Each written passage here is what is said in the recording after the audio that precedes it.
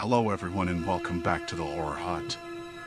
Before you drift off, it would be a nice idea if you could leave a comment to let me know where you are listening from. Please don't forget to give the video a like and subscribe to the channel. Right, let's get comfy and relaxed, and let's begin. Last voyage to the abyss. The sea stretched beyond the horizon, an endless expanse of water that shimmered under the heavy midday sun. I had always been drawn to the ocean, its vastness both terrifying and awe-inspiring. To some, a cruise ship represented a floating paradise. To me, it felt more like a gilded cage. The MSP Ocean Star, with its numerous decks and overstuffed common areas, was a marvel of engineering, but the moment I stepped aboard, an unsettling sense of unease settled in my stomach. I hesitated at the entrance, my hand clutching the ticket stub as if it were a lifeline. The air was thick with the smell of salt and sunscreen, mingling with the faint aroma of exhaust from the ship's engines. A gaggle of passengers bustled around me, laughing and taking selfies with their drinks in hand. I forced a smile, remembering the promise I made to my sister before she passed, to live a little, to take risks, even if that risk meant stepping out of my comfort zone. The ship creaked softly as it swayed to the rhythm of the waves, its hull splitting the water in a slow, relentless march toward the unknown. I knew the itinerary by heart: 3 days at sea, then a stop at a small island rumored to be a hidden gem. I had envisioned sunbathing on the deck, sipping cocktails, forgetting the world for a while. But as I wandered through the corridors filled with strangers, an ill-defined anxiety gnawed at me, like a distant thunderstorm threatening to break.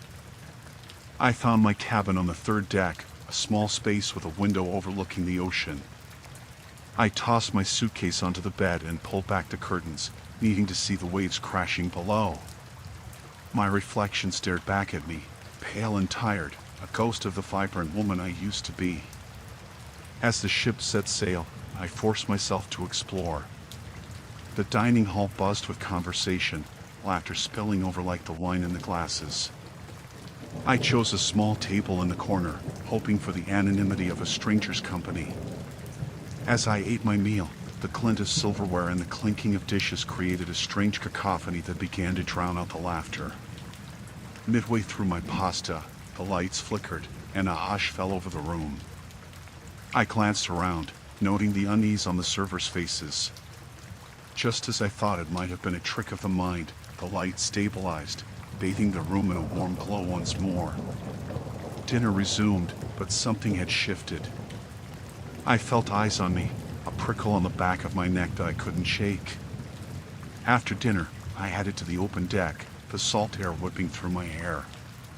The ocean sparkled under the moonlight, a deceptive beauty masking its dangers. I leaned against the railing, inhaling deeply, when a sudden scream shattered the tranquility. It came from the direction of the casino, a sound so raw and primal that it sent chills down my spine. I rushed toward the sound, my heart pounding. A crowd was gathering outside the entrance of the casino. I pushed through, adrenaline lending me strength as I squeezed past bewildered onlookers. Inside, the scene was chaotic, tables overturned, chips scattered like fallen leaves, and a group of passengers clustered at the far side, their faces pale and eyes wide. A man lay on the floor, his body unnaturally still. I knelt beside him, my breath catching in my throat as I took in the sight. His shirt was stained with dark red, blood pooling beneath him. The world around me blurred, the laughter and chatter of the ship fading into a distant memory. Someone shouted for help, and a steward rushed in, while the crowd thickened, whispering in hushed tones. I felt the words wash over me, but only fragments registered: heart attack, foul play, who could do such a thing? I staggered back, pressing against the wall as panic gripped my chest. I had hoped for an escape from the looming darkness in my life, yet here it was, manifesting itself in a way I never expected. The grim realization that we were all trapped, suspended on this massive boat with a murderer among us, made me shudder. As the ship's crew cleared the area, I slipped out of the casino, desperate for fresh air. The deck was empty now, the stars twinkling faintly above, mocking my fear. I walked along the railing, peering into the abyss of the ocean, waves crashing energetically below. Was it really just a heart attack? Or was there something more sinister at play? I had hoped for a break from reality, but instead, reality had become a nightmare. I leaned against the railing, my thoughts racing. I was just one person among hundreds, and they were all strangers. Should I alert someone? Would they believe me? The thought of being trapped on this ship, surrounded by potential threats, made the air feel heavy. A sudden chill swept through me as I heard footsteps behind. I turned, my heart racing, but it was only a couple walking back from the bar, their laughter a stark contrast to the dread that lingered in my chest. I forced a smile, though it felt more like a grimace, before turning my attention back to the endless sea, hoping to drown out my fears in the rhythmic crashing of waves. But deep down, I knew I would no longer be able to ignore the darkness that had found its way aboard the Ocean Star. The sound of the ocean was relentless, a rhythmic whisper that haunted the corridors of the Aurora. It felt as if the ship were alive, breathing a heavy sigh through its metallic ribs as it cut through the darkness of the open sea. I had always found comfort in the rolling waves, but there was an unsettling edge to this voyage that I could not shake. Waking up in my cabin the next day, the bright sunlight streaming through the window was a stark contrast to the sense of dread that clung to me. I had barely slept, my dreams tormented by fleeting images of shadowy figures lurking just beyond the edge of my vision. I washed my face in the cramped bathroom, splashing cold water onto my skin, hoping to wash away the remnants of the night. I ventured onto the deck, in search of breakfast and perhaps a distraction. The dining area buzzed with laughter and conversation, a stark contrast to the turmoil that churned inside me. I picked at my food, trying to ignore the way the ship creaked and groaned. It was the sound of the sea, I told myself, the sound of a vessel that had weathered countless storms. After breakfast, I decided to explore the ship further. My feet led me down a narrow corridor that I hadn't noticed before, its polished wood glinting under the artificial lights. The air grew cooler as I walked, a chill that seemed to seep through the walls. I passed a series of closed doors, each one marked with a number and an ominous silence that sent a shiver down my spine. I paused at one door, the number 217 etched into a tarnished plate. A muffled sound, like someone softly crying, drifted through the crack beneath the door. Curiosity nudged me closer, but a sense of foreboding rooted me in place. It was none of my business. I stepped back, deciding that my imagination was simply running wild. Just as I turned to leave, a sudden crash echoed from the deck above, followed by the sound of hurried footsteps. I ran up the stairs to find a crowd gathered near the railing, all of them peering into the frothing sea below. My heart raced as I pushed my way through to the front, where a crew member was trying to maintain order. "There's nothing to worry about." "Just a minor incident," he was shouting, his voice strained yet authoritative. I strained to catch a glimpse of what had drawn their attention, but all I could see were the dark waves, unyielding and mysterious. "What happened?" I asked a nearby passenger, anxiety tightening my stomach. "They said someone fell overboard," he replied, eyes wide as he scanned the water. "I think they're trying to find them." The word overboard echoed in my mind, heavy with implications. I stepped back from the throng, suddenly feeling as if the air was too thick to breathe. My gaze drifted to the railing, where a few crew members were now scanning the water below. I felt an insatiable urge to leave the crowd, to escape the sense of dread that was creeping over me once more. I retreated to my cabin, seeking solace in its familiarity. The door closed behind me with a soft click, muffling the chaos from the deck. I leaned against it, trying to calm the racing thoughts in my mind. Images of the crying I had heard earlier flooded my memory. It had been distant, yet it resonated with an ache that felt too intimate to forget.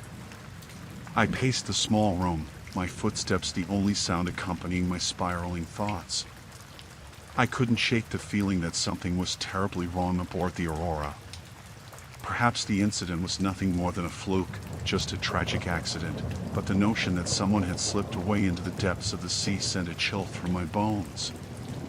I grabbed my phone, but there was no signal out here in the vastness of the ocean. My only tether to the outside world felt severed, leaving me adrift in a ship filled with strangers. I glanced at the clock. It was just after noon. I needed to get out of my head. Determined to shake off the unease, I ventured back into the ship.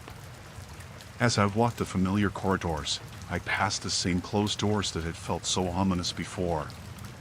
But this time, something was different.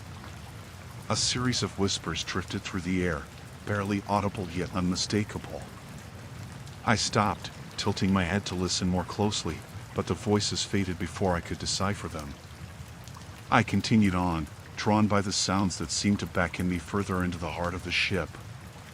I ventured deeper, passing through areas that felt increasingly abandoned, the atmosphere heavier with each step. Watched by unseen eyes, I glanced over my shoulder, my pulse quickening.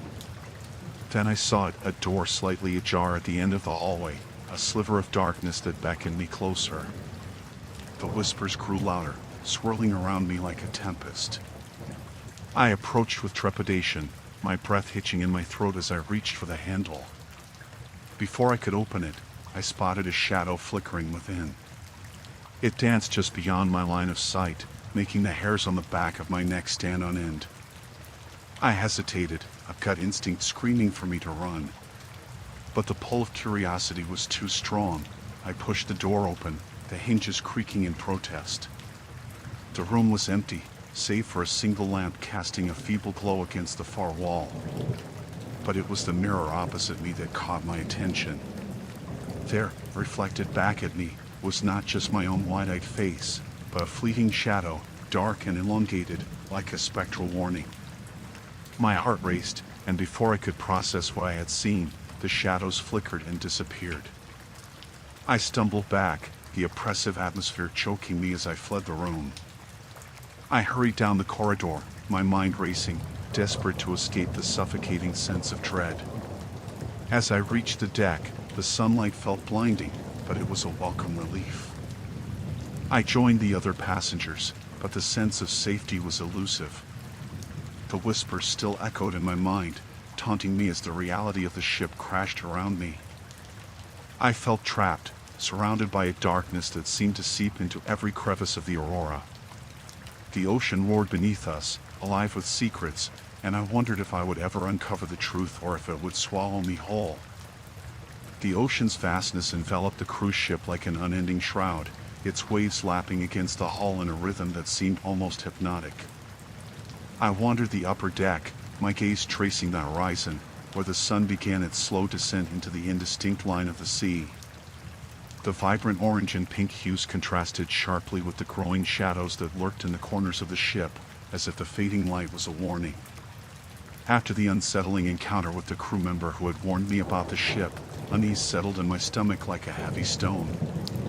I had dismissed the man's words as the ramblings of a superstitious soul, yet I could not shake the feeling that something was fundamentally wrong about this voyage.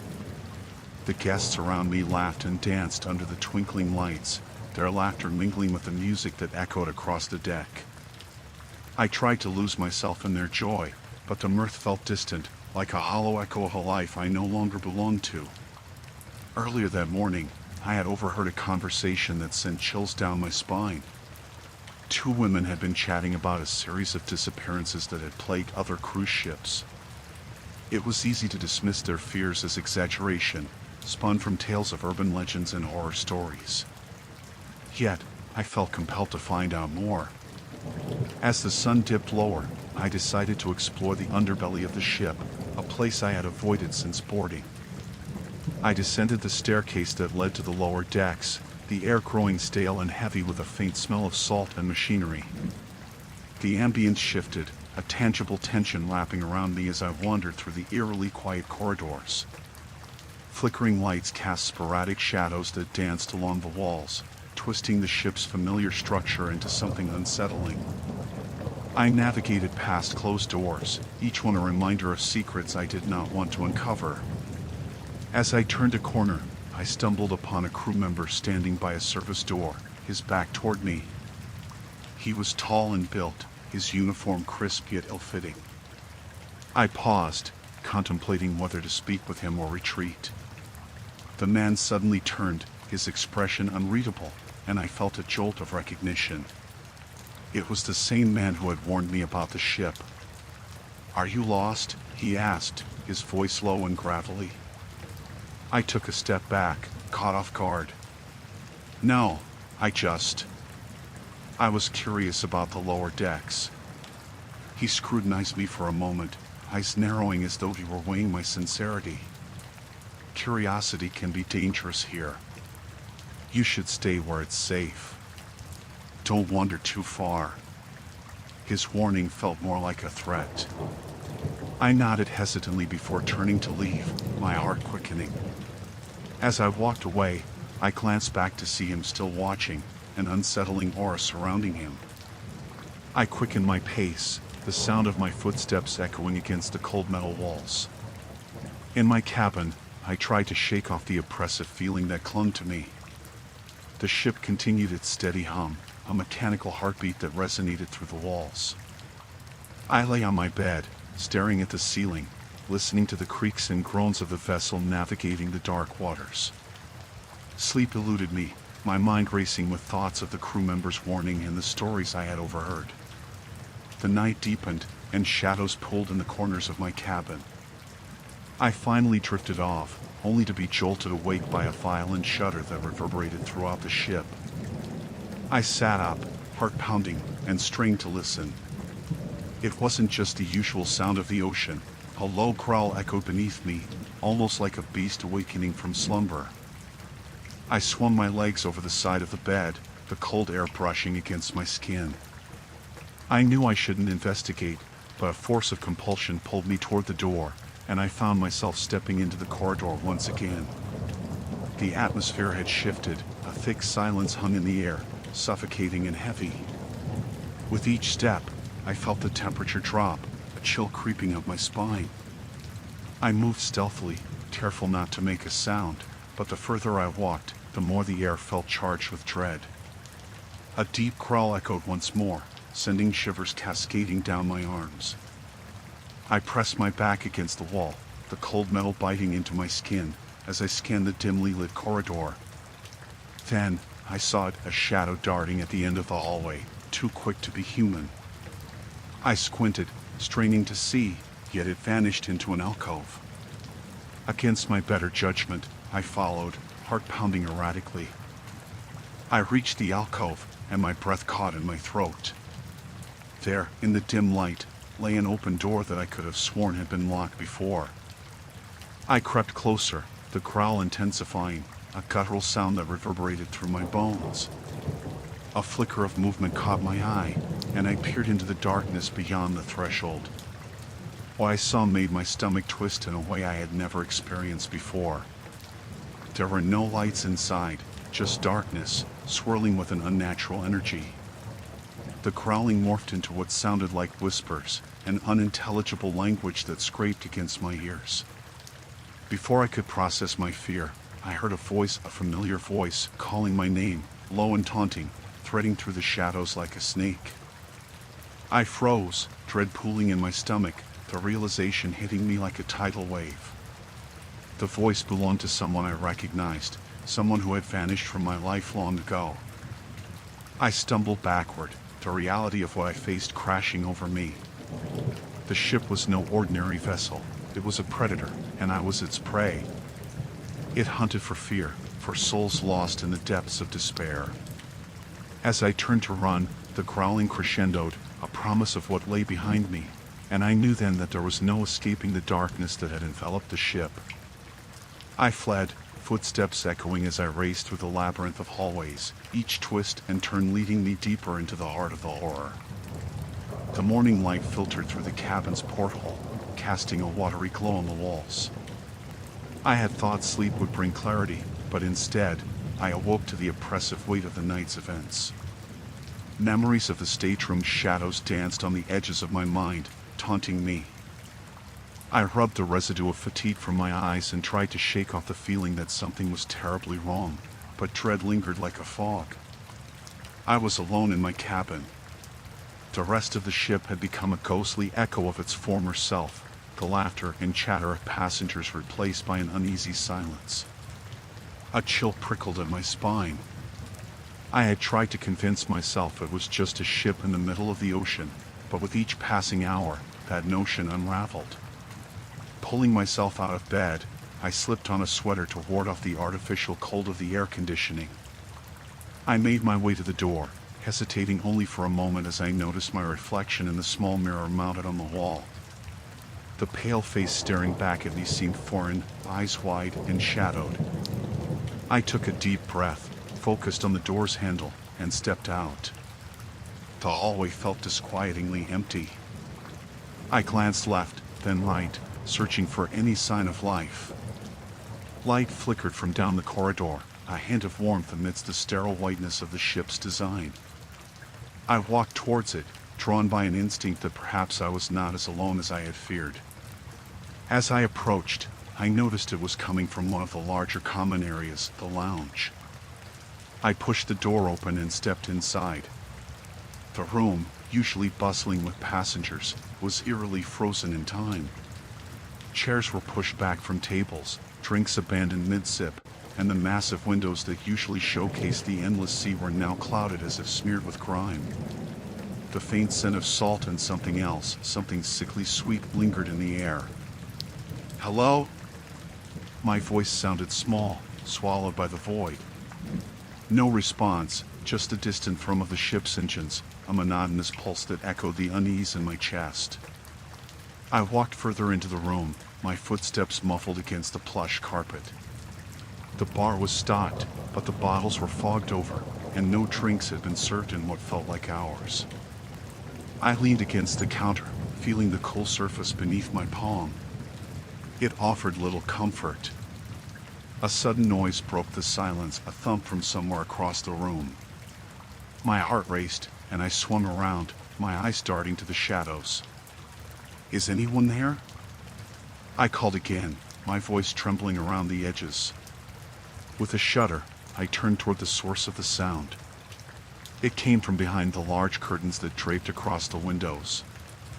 I approached them cautiously, breath hitching in my throat. I pulled back the fabric, only to reveal nothing but empty chairs and tables. The silence resumed, deeper now, pressing against my ears. Then I heard it, a soft whisper. Not from my mind, but a haunting sound that crawled through the air, chilling me to the core. It seemed to come from below, somewhere beneath the floorboards. I crouched to place my ear against the ground, hoping to grasp some context. The whisper grew louder, a chorus of voices blending into an unintelligible hum. Still, I could not discern words, only a rising sense of urgency mixed with fear.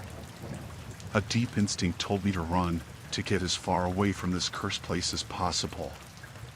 But another part, a darker part of me, remained rooted to the spot, captivated by the mystery. Suddenly, the flooring creaked, a heavy footfall echoing from behind me. I spun around to find the room still empty. Panic surged through me, and I stumbled backwards, my heel catching on the edge of a chair. I fell, hitting the floor hard, the wind knocked out of me. I lay there, dazed, and for a moment, the whisper stopped. Then it returned, more insistent, and I realized it was not merely a jumble of voices, it was a warning. I scrambled to my feet, adrenaline igniting my senses. I had to find my friends, had to discover if they were safe, or if they too had fallen into the clutches of this ship. I rushed out of the lounge and back into the hallway. My heart hammered in my chest as I moved quickly, the walls closing in around me. I needed to find the deck, to breathe air that wasn't drenched in fear. I ran, ignoring the uneasy feeling creeping up my spine. As I reached the staircase to the upper deck, I heard another sound of laughter. It rang out clearly and joyfully, stark against the backdrop of the ship's growing malevolence. It was familiar. I knew those voices. My stomach knotted, a mix of relief and dread, and I rushed up the steps. Bursting through the door onto the deck, the sun blazed overhead, yet the atmosphere felt wrong. The laughter faded abruptly as I stepped into view. My friends stood huddled together, but their faces were ashen, eyes wide. Something in their posture hinted at an unspoken agreement to remain silent about whatever horrors they had encountered. "Guys!" I called out, relief flooding my voice. But the laughter did not resume. They turned slowly, like marionettes whose strings had been cut. "We need to go," one of them, Sarah, finally said, her voice trembling. "Something's wrong with the ship." "What do you mean?" I asked, but deep down, I already knew. The air felt thick around us, swirling with unseen tendrils of dread. Before anyone could respond, a growl reverberated through the air, low and guttural. It shouldn't have belonged to anything human. The laughter faded into a chilling silence, and the horizon stretched out before us, an endless void that seemed to mock our presence. I felt the ship shudder beneath our feet, a violent tremor that sent us sprawling back against the railing. The ocean roared in response, waves crashing against the hull as if the sea itself sought to claim us. In that moment, I realized we were not simply trapped on a ship. We were prisoners of something far more sinister than the waves, something that had awoken from a long slumber, and it wasn't finished with us yet. As the sun dipped below the horizon, casting hues of crimson and violet across the sky, I stood at the railing of the cruise ship, the SS Orion, feeling the salt air sting my face. The feeling of dread that had begun to settle in my stomach weeks earlier intensified with each passing moment. The laughter and voices of passengers around me faded into an unsettling hum, their carefree joy contrasting sharply with my increasing sense of foreboding. I could no longer ignore the strange occurrences that had plagued our journey since we left port. It started innocently enough, the odd creaking sounds echoing through the halls at night and the flickering lights that came and went without reason. But now, shadows seemed to linger in corners, watching, waiting. The ship felt alive, and I was certain it had teeth. I glanced at my watch. It was just after 9 p.m. The onboard activities had drawn the majority of passengers toward the dining halls or lounges, but I needed to escape the throngs. I needed to think. I turned from the railing and moved toward the dimly lit corridor that led to my cabin, the sound of my footsteps swallowed by the ship's indifferent bulk. The first thing I noticed as I entered my cabin was the door slightly ajar. I pushed it open and stepped inside cautiously. The air felt heavy, charged with something I couldn't quite place. I shook my head, dismissing it as paranoia, but my heart raced as I surveyed the room. Everything seemed in order, yet an inexplicable chill crept over me. I placed my hand on the table to steady myself, and that's when I noticed a slip of paper folded neatly in the center of my bed. Curiosity piqued, I picked it up, unfolding it slowly. The handwriting was erratic, the letters slanted and uneven. It read, "You must leave before midnight. He's coming for you." The words sent a shiver down my spine. I looked around, half expecting to see someone lurking in the shadows, but the room was empty. I crumpled the note in my fist, my hands trembling. Who was it warning me? And who was he? In a panic, I grabbed my phone to check for any messages or missed calls, but the screen remained stubbornly blank. No signal. No connection to the outside world. I felt a wave of claustrophobia wash over me, and I sprinted toward the door, throwing it open. I made my way back to the main deck, the stars overhead twinkling with a mocking indifference. The ship's atmosphere had shifted. The laughter and chatter had faded, and the path ahead seemed to narrow like a corridor of impending doom. With each step, the soft thrumming of the engines felt more like a heartbeat, pounding relentlessly with my own. As I turned a corner, I caught sight of a figure standing by one of the lifeboats. They wore a dark coat, the collar turned up against the night air, their face hidden in shadow. Anxiety gripped me, but I pressed on, determined to confront this apparition. Perhaps they had answers. Perhaps they were the one who sent the note. "Excuse me," I called out, my voice wavering.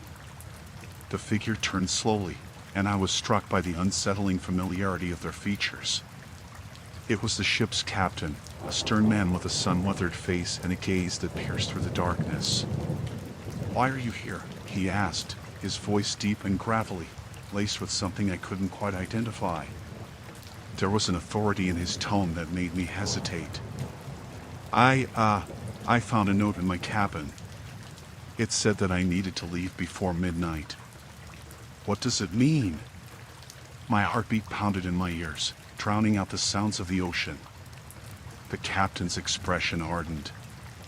"You shouldn't be here. The ship is not what it seems. You must find a way off."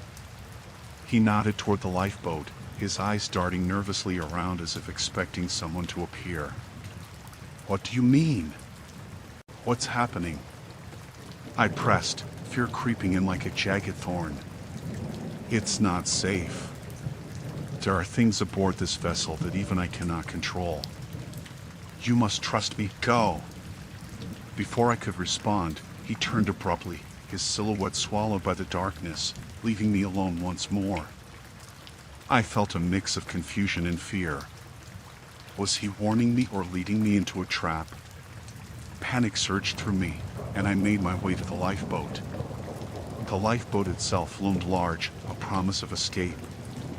My hand shook as I fumbled with the release mechanism. As I worked, the ship shuddered beneath my feet, and the lights flickered again, plunging the deck into momentary darkness. I glanced over my shoulder, half expecting the captain to return. Instead, I saw the shadows elongating, twisting, and contorting unnaturally. My breath caught in my throat as a figure emerged from the dark, a man clad in a tattered uniform, his face obscured by the brim of a worn cap. "Leave the boat alone," he rasped, his voice a hollow whisper. "You cannot escape." I froze, the realization hitting me like a blow. He wasn't just a crew member, he was one of the lost souls that haunted this vessel. The note, the captain's warning, it all clicked together. Panic flooded through me, and I turned and ran, the echoes of tapping footsteps chasing me down the corridor as I sprinted toward the nearest exit. I couldn't let the darkness consume me, not tonight. I needed to survive, to find the others, to make sense of the madness before the clock struck midnight. The night deepened around the ship like a shroud, the air thick with an unsettling tension. I found myself on the upper deck, the salt spray mingling with the chill that crept into my bones.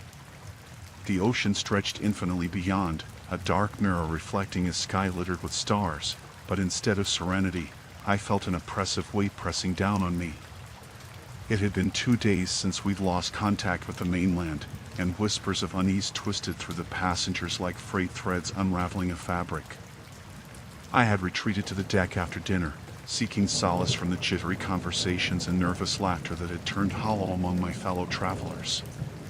Until now, our cruise had been a simple escape, a chance to break away from the humdrum of life. But everything changed the moment the first scream echoed through the corridors, a piercing wail that shattered the calm. I glanced over the edge of the railing, the ocean roiled beneath the ship, deep and impenetrable. I could still hear the faint reverberations of the scream, a visceral reminder of the fear that now permeated the air. I felt a hand on my shoulder, and I nearly jumped. It was Sarah, her face pale, eyes wide with a mix of fear and determination. "Did you hear that?" she asked, her voice trembling, though she tried to steady it. I nodded, swallowing hard. The memory of that first scream lingered, a specter that haunted both of us now. "They say someone went missing," she continued, glancing around as if the shadows might leap forward and snatch her away. What if it was more than just a drunken accident? I took a deep breath, attempting to shake off the encroaching dread that wrapped around me like a noose. "We should find the others," I suggested, though the thought of heading back inside the ship sent a shiver down my spine. The interior had grown suffocating, each hallway thick with an unspoken terror that made my skin crawl. As we turned to head back, the sound of footsteps echoed from the stairwell. It was Charlie, his face ashen, eyes fixated on something just out of view. "You need to see this," he said, urgency coating his words. I exchanged a glance with Sarah, and despite the instinct to flee, curiosity pushed us forward. The three of us crept through the dimly lit passageways, the heavy air clinging to our skin. Every creak of the ship felt amplified, every shadow a potential threat. We reached the crew's quarters, where Charlie gestured toward an open door, revealing a darkened room. Inside, a single light flickered, casting trembling shadows on the walls. In the center of the room lay a deckhand, his body contorted as if caught in a violent struggle. A pool of blood seeped into the floor, dark and viscous, a stark contrast against the pale tiles. My breath caught in my throat, and I felt the bile rise as the reality of the situation slammed into me. "He's dead," I whispered, the words hollow and heavy. The sight of the lifeless form stripped away any illusion of safety I had clung to. "But how?" Sarah's voice cracked. "I thought they were safe." Charlie shook his head, his brows knit in confusion. "What if it's not over? What if they're still out there?" His tone hinted at a deeper fear that echoed my own thoughts. Before either of us could respond, a loud thud reverberated through the ship, and the lights flickered violently. Panic surged through me, and I instinctively grabbed Sarah's wrist, pulling her toward the exit. We rushed past the dead crew member, the sight searing into my mind, and back into the claustrophobic corridors. As we stumbled into the main atrium, the atmosphere shifted. Passengers milled about, their faces drawn and anxious. The laughter had died, replaced by frantic whispers and nervous shuffling. A man stood on a table, trying to restore order, but his voice was drowned out by the rising tide of fear. "Listen. Everyone, please," he shouted. "We need to stay calm. There have been incidents, but we're safe here." His words felt inadequate, a flimsy shield against the encroaching dread that lurked just beyond the walls. But the crowd was restless, shifting and murmuring, and I could see the fear blooming in their eyes. I turned to Sarah and Charlie. "We need to get back to our cabin," I said, my voice barely above a whisper. Together, we pushed through the throng, the unease coiling tighter with each step. Every shadow felt alive, watching us, waiting. I felt like prey, hunted by an unseen beast. As we reached our cabin, I fumbled with the keycard, the lock clicking open with a finality that sent chills down my spine. Inside, the room felt claustrophobic, the walls closing in. I locked the door and leaned against it, my heart racing. "What now?" Sarah asked, her eyes darting around the space, searching for an escape that didn't exist. "Now we wait," I said, though I could feel the panic rising in my throat. But even as I spoke, I knew we couldn't remain passive. We needed to understand what was happening, to find a way to fight back if it came to that. As the hours dragged on, we took turns keeping watch, the ship creaking and swaying outside our cocoon. Shadows flickered in the corners of my vision, and I couldn't shake the feeling that something lurked just beyond the door, something that knew we were trapped. The endless night wore on, filled with hushed whispers of panic and fear, each moment pregnant with dread. The ocean roared beneath us, a reminder of our isolation, a prison built on dreams of escape, now betrayed by something sinister lurking in its depths. The night air was thick with dread, a suffocating weight that clung to my skin like a shroud. I felt the ship, the MS Ardent Spirit, sway beneath me, a vessel caught between its journey and an unseen abyss. I had always thought of the ocean as a vast expanse of freedom, but now it felt like an endless void, hungry and merciless. After everything that had happened, I had begun to question my sanity. The cries echoed in my mind long after they had ceased, distant and plaintive. No one else on board had seemed to hear them. I recalled the moments between the screams, the chilling silence that followed, and the frantic whispering among the crew. They were hiding something. I was sure of it. As I wandered the deserted corridors of the ship, shadows danced along the walls, flickering under the dim emergency lights. The thick carpet muffled my steps, but that did little to quell the sense of being watched. I hugged my arms around myself, every instinct screaming at me to run back to my cabin and lock the door. But curiosity, that insatiable beast, urged me forward. I found myself at the bow, where the wind howled like a banshee. The ocean roared, every wave crashing against the hull like some monstrous creature intent on boarding. I leaned over the railing, searching the inky blackness for signs of life, but all that stared back were the churning depths. Suddenly, the ship lurched violently. I gripped the railing harder, heart racing, as the horizon twisted and turned. A figure appeared at the edge of my vision. I turned, startled, and saw a man standing beneath the dim light of a flickering bulb. His features were obscured in shadow, but I could make out the blank expression on his face. He seemed out of place, as though he had stepped out of another time. "Are you all right?" I called, my voice trembling in the gale. He didn't respond. Instead, he stepped closer, revealing a tattered uniform that barely clung to his gaunt frame. The stench of decay wafted toward me, and I felt bile rise in my throat. "You shouldn't be here," he finally muttered, his voice barely above a whisper. "Why not?" I asked, instinctively taking a step back. He looked around, as if sensing something that I could not. "They're watching," he said, eyes darting nervously. "You need to leave. This ship, it's not just a ship." "What do you mean?" Before he could answer, a loud thud resonated through the ship, shaking the walls. Startled, we both turned toward the source of the noise. It seemed to come from below, deep within the bowels of the vessel. The man's face twisted in fear. "You have to go. Now." I hesitated, torn between fleeing and understanding. "What's down there?" He grasped my arm, his fingers cold and clammy. "Something that shouldn't be. The crew, they know the truth."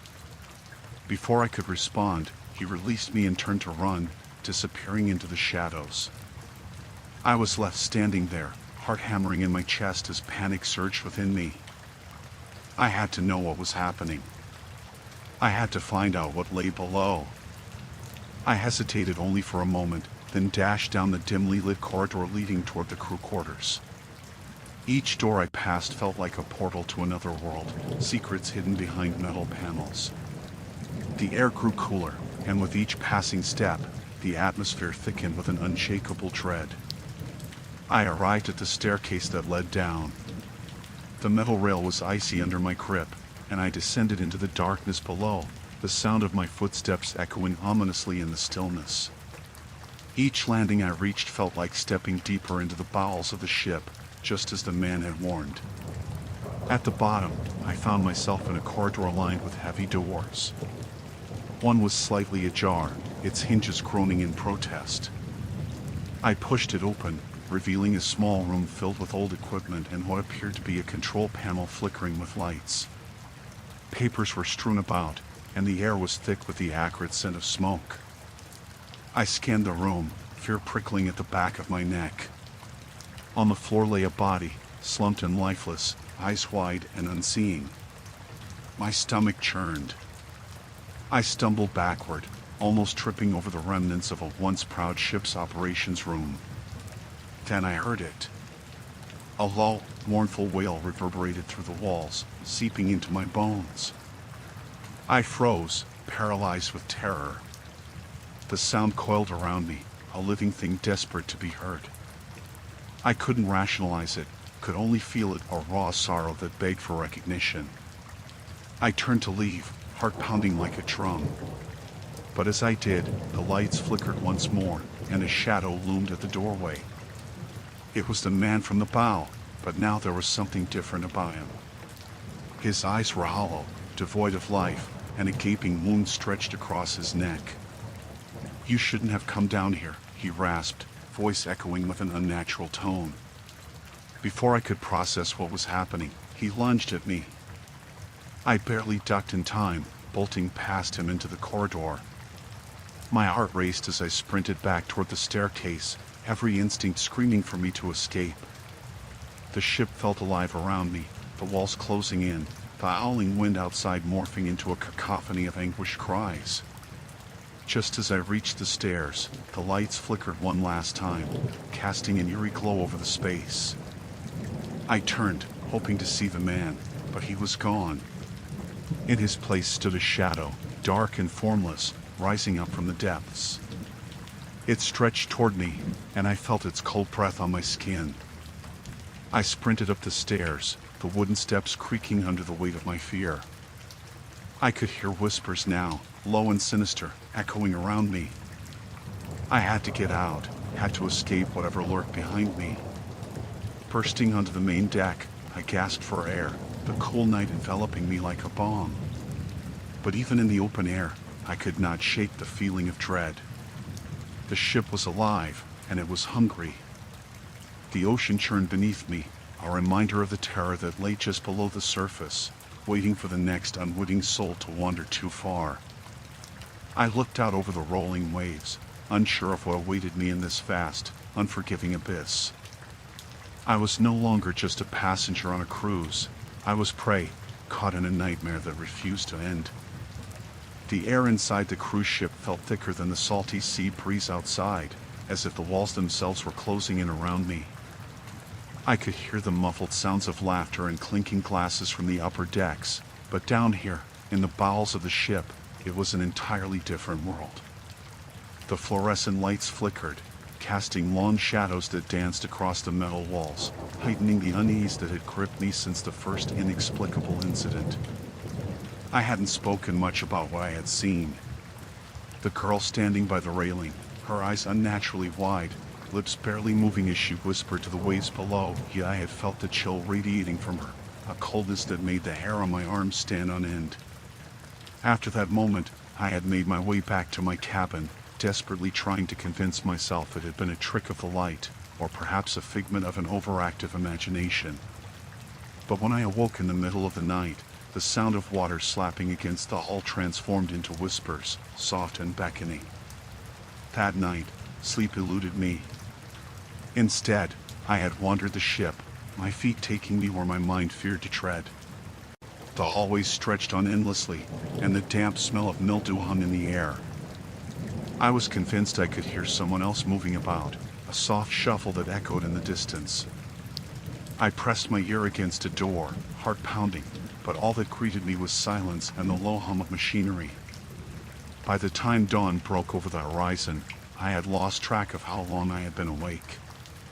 The ship felt like a labyrinth, twisting and turning with hidden corners and dark alcoves. I returned to my cabin, half expecting something to greet me, but the room was still. I stepped inside and locked the door. It felt like a fragile barrier against whatever shadow lurked beyond. My mind was racing when I finally decided to seek out my friend, Claire. She had been on the cruise with me, a much-needed escape from the stresses of everyday life. But the cheerful demeanor I had known was replaced with a haunted look, her eyes sunken, as if she had not slept in days. "Did you hear her?" she asked, voice barely above a whisper. "The girl at the railing?" I nodded, feeling a chill creep down my spine. I had hoped I was not the only one affected, that perhaps sharing our experiences would tether us to reality. "We need to find her," Claire said, determination creeping back into her voice. "We need to understand what's happening." We set off together, navigating the winding halls with a cautious gait. Every creak of the ship's structure reminded us how vulnerable we were, trapped in this floating metal behemoth surrounded by an endless expanse of water. As we descended deeper into the ship, the atmosphere shifted, thickening with the weight of something unspoken. The soft hum of the engines faded, replaced by a distant throbbing that pulsed through the air. We found ourselves at a service entrance, dimly lit, that led to the crew quarters. Claire pushed the door open, and a rush of cold air spilled out, carrying the scent of stale cigarettes and something else, something rotten. "Do you think they know?" I asked, my heart hammering as I glanced around the cramped room filled with hastily stacked equipment and old uniforms. "Maybe," Claire replied, her eyes darting toward the far end of the room where shadows clung. "But they wouldn't tell us. They never do." Then we heard it, a faint giggle that sent a shiver crawling down my spine. It was childlike, innocent, yet somehow wrong in this place. "We should go," I whispered, pulling at Claire's arm. But she was already moving toward the source of the sound, drawn in like a moth to a flame. As we crept deeper into the crew quarters, the laughter escalated, morphing into a cacophony of voices that swirled around us, wrapping us in a surreal embrace. The walls began to close in, seemingly alive, pulsating with the rhythm of our fear. Claire suddenly stopped, her face pale as she pointed at something on the wall. "That's her," she breathed. I followed her gaze, and there, scrawled in dark red letters, was a name, Lila. Below it, a crude drawing of a girl smiling, with hollow eyes that seemed to bore into my soul.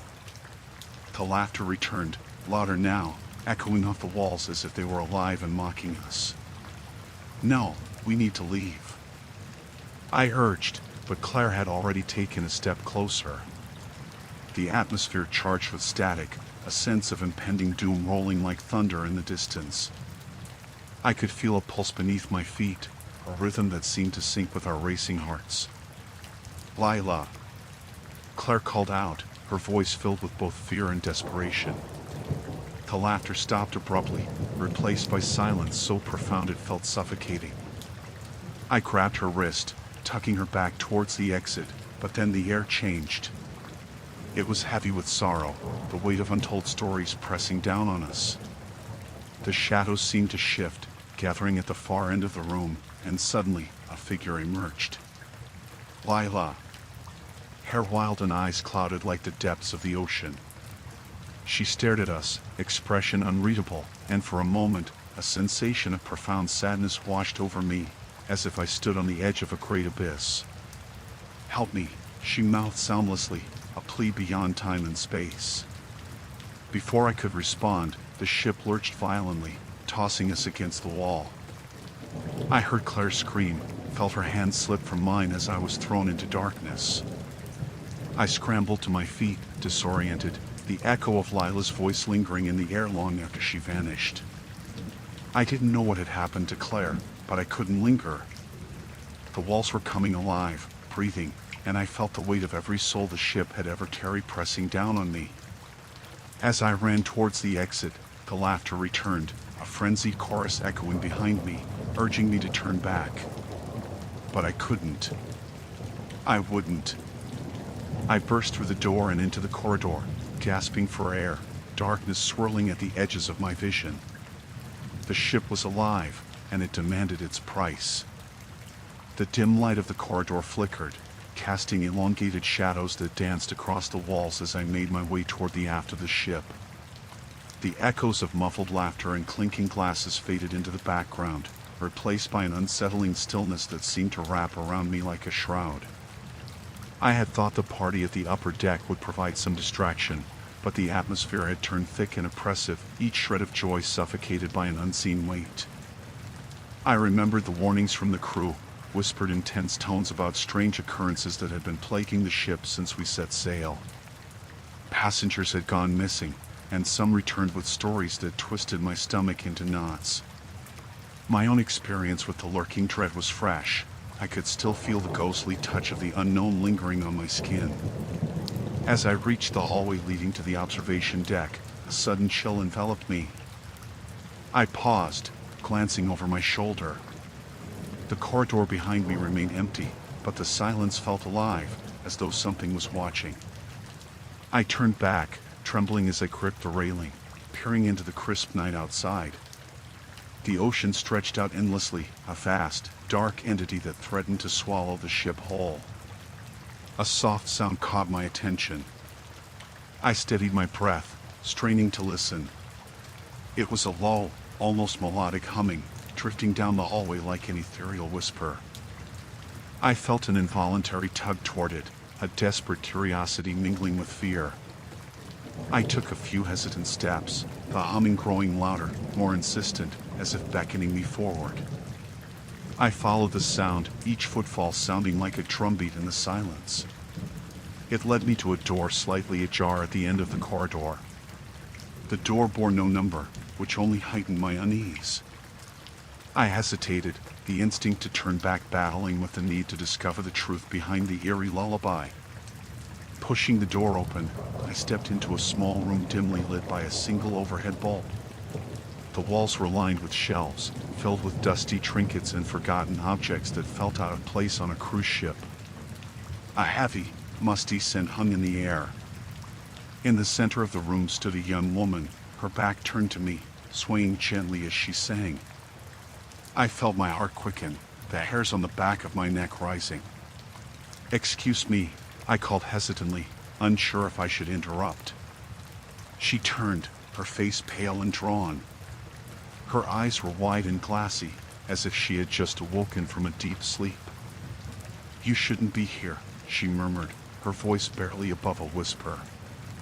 "They don't like it when we interrupt." "Who?" I asked, feeling the fear coiling tighter around my chest. She didn't answer. Instead, she resumed her haunting melody, her body moving rhythmically as if compelled by strings unseen. I felt a pull toward her, an inexplicable need to get closer, to understand. But just as I took a step forward, the humming shifted, morphing into a low, guttural growl that made my blood run cold. "Leave now," the woman snapped, her gaze piercing through me. "They're coming." I stumbled back, the door creaking ominously behind me. I turned to flee, but the hallway was no longer empty. Shadows shifted and twisted into grotesque forms, their outlines sharp against the dim light. Panic surged through me, and I bolted down the corridor, the sounds of my own footsteps echoing like a frantic heartbeat. As I sprinted, a voice followed me, a distorted amalgamation of laughter and sorrow. "You can't escape. You're part of the ship now." The words sent a jolt of terror through me, and I skidded to a halt, darting into a nearby restroom, slamming the door. I pressed my back against it, gasping for breath, my mind racing. The humming persisted outside, growing louder, a chorus of voices merging into an unholy symphony. The bathroom was cramped, the fluorescent light flickering ominously, illuminating the cracked tiles and grimy mirrors. I caught my reflection, wild-eyed and pale, and felt a surge of desperation. I couldn't die here. I had to figure out what was happening. Steeling myself, I stepped away from the door and reached for the window. I peered through the glass, hoping to catch a glimpse of the ocean, a tether to reality. Instead, I saw nothing but darkness. It was as if the ship was suspended in some ethereal void, disconnected from the world. A loud bang resonated against the door, making me jump. "You can't hide," a voice shrieked, echoing through the metal. It was a cacophony of despair, a chorus of the damned. I knew I had to escape. I rounded the sink and opened the door just a crack, peering into the corridor. The shadows had receded, but I could still hear the distant humming, a siren call promising safety yet oozing with malevolence. I hesitated, weighing my options. I could stay and risk whatever was out there, or I could move forward, into the unknown. Summoning every ounce of courage, I stepped out into the hallway, adrenaline surging through my veins. The ship creaked and groaned, a living entity manifesting my fears. I moved quickly, keeping my movements silent, listening for any signs of life. But the silence was deafening, broken only by that wretched humming which seemed to wrap around me, drawing me deeper into its embrace. Just as I approached the stairs leading to the main deck, the humming intensified. I turned to see a figure standing at the end of the corridor, shrouded in shadow. It was the woman from the room, her eyes glowing with a strange light. come back," she cried out, her voice laced with urgency. "It's not what you think." But the shadows were converging, swirling around her, pulling her into their depths. I turned and ran, sprinting up the stairs, desperate to escape the nightmare that had become my reality. As I emerged onto the main deck, the night air hit me like a wave, sharp and cutting. But the terror was far from over, as I felt the ship shudder beneath me. The ocean roared in anger below, and I knew that something wicked was waiting just beneath the surface, hungry for our souls. The cabin felt smaller than it had before, the walls closing in like the maw of some great beast. My mind raced with the reality that enveloped me, the ship's gentle rocking now a sinister lullaby. I peered out through the porthole, the vastness of the ocean stretching toward an oblivion that matched my growing dread. It was just past midnight. The moon's silver glow cast eerie shadows in the dim light of my room, heightening the unsettling feeling that had settled in my gut. Earlier that evening, I had overheard snippets of hushed conversations on the deck. Whispers threaded through the air, speaking of a passenger, a woman who had disappeared without a trace just 2 days into our voyage. The staff brushed it off with rehearsed calm, claiming she had likely disembarked at one of the stops, but the tightness in their voices betrayed them. I knew better. Something was wrong aboard this vessel, and it gnawed at me like a rat in the dark. I had spent the day trying to shake off the unease. I joined others on excursions, basked in the sun, feigned laughter in the crowded lounges, but every laugh echoed hollow in my chest. The ship felt alive in a way that was unsettling, as if it had transformed from a vessel of luxury into a floating prison. As the hour grew late, I found myself succumbing to curiosity.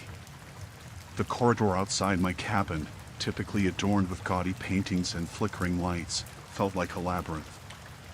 Each door looked the same, yet each was a doorway to unknown horrors. I crept toward the common area where the crew often gathered, hoping to find answers. The lights within were dimmed, shadows cast by the flickering overheads dancing along the wooden floor. I hesitated outside the door, hearing muffled voices. I leaned in, straining to catch fragments. Found her belongings. No sign of her. Must be reported. Anxiety prickled my skin. Just then, the door swung open, and I stumbled backward, nearly colliding with a startled crew member. "Is everything all right?" he asked, his face a mask of feigned concern. I nodded, though my voice trembled as I asked, "What happened to the woman? The one who went missing?" His expression shifted, tension rippling through his posture. "Nothing to worry about. Just a misunderstanding. She probably went to explore."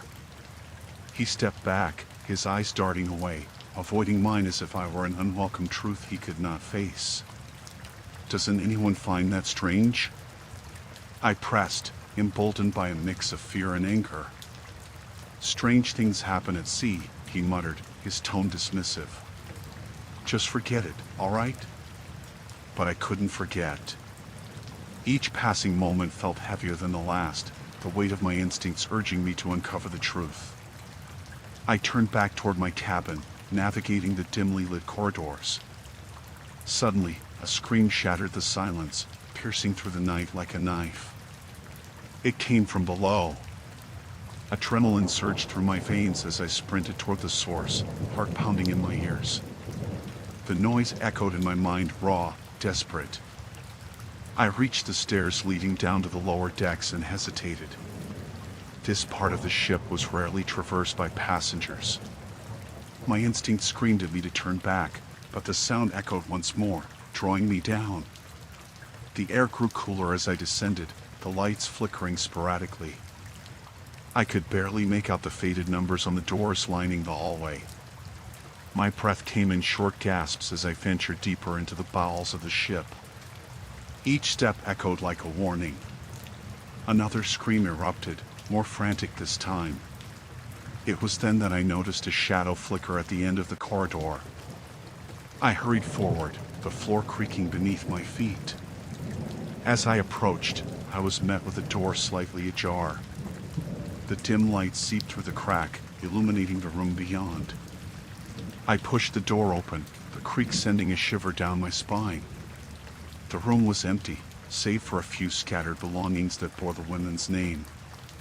Her purse lay abandoned on the floor, open and spilling its contents: lipstick, a mirror, and a photograph.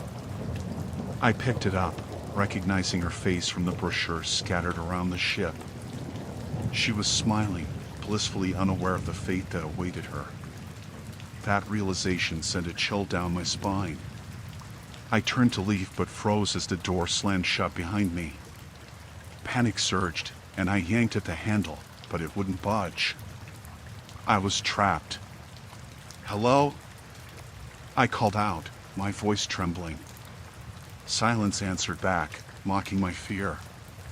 The air grew thick, and I could sense the presence of something else in the room, something lurking just beyond my line of sight. Suddenly, a flicker of movement caught my eye. I turned, heart pounding, and saw a figure standing in the corner, shrouded in shadows. The shape shifted, and I fought the urge to scream. "Help!" I shouted, pounding on the door, desperate for rescue, but no one came. The shadows closed in around me, suffocating and heavy.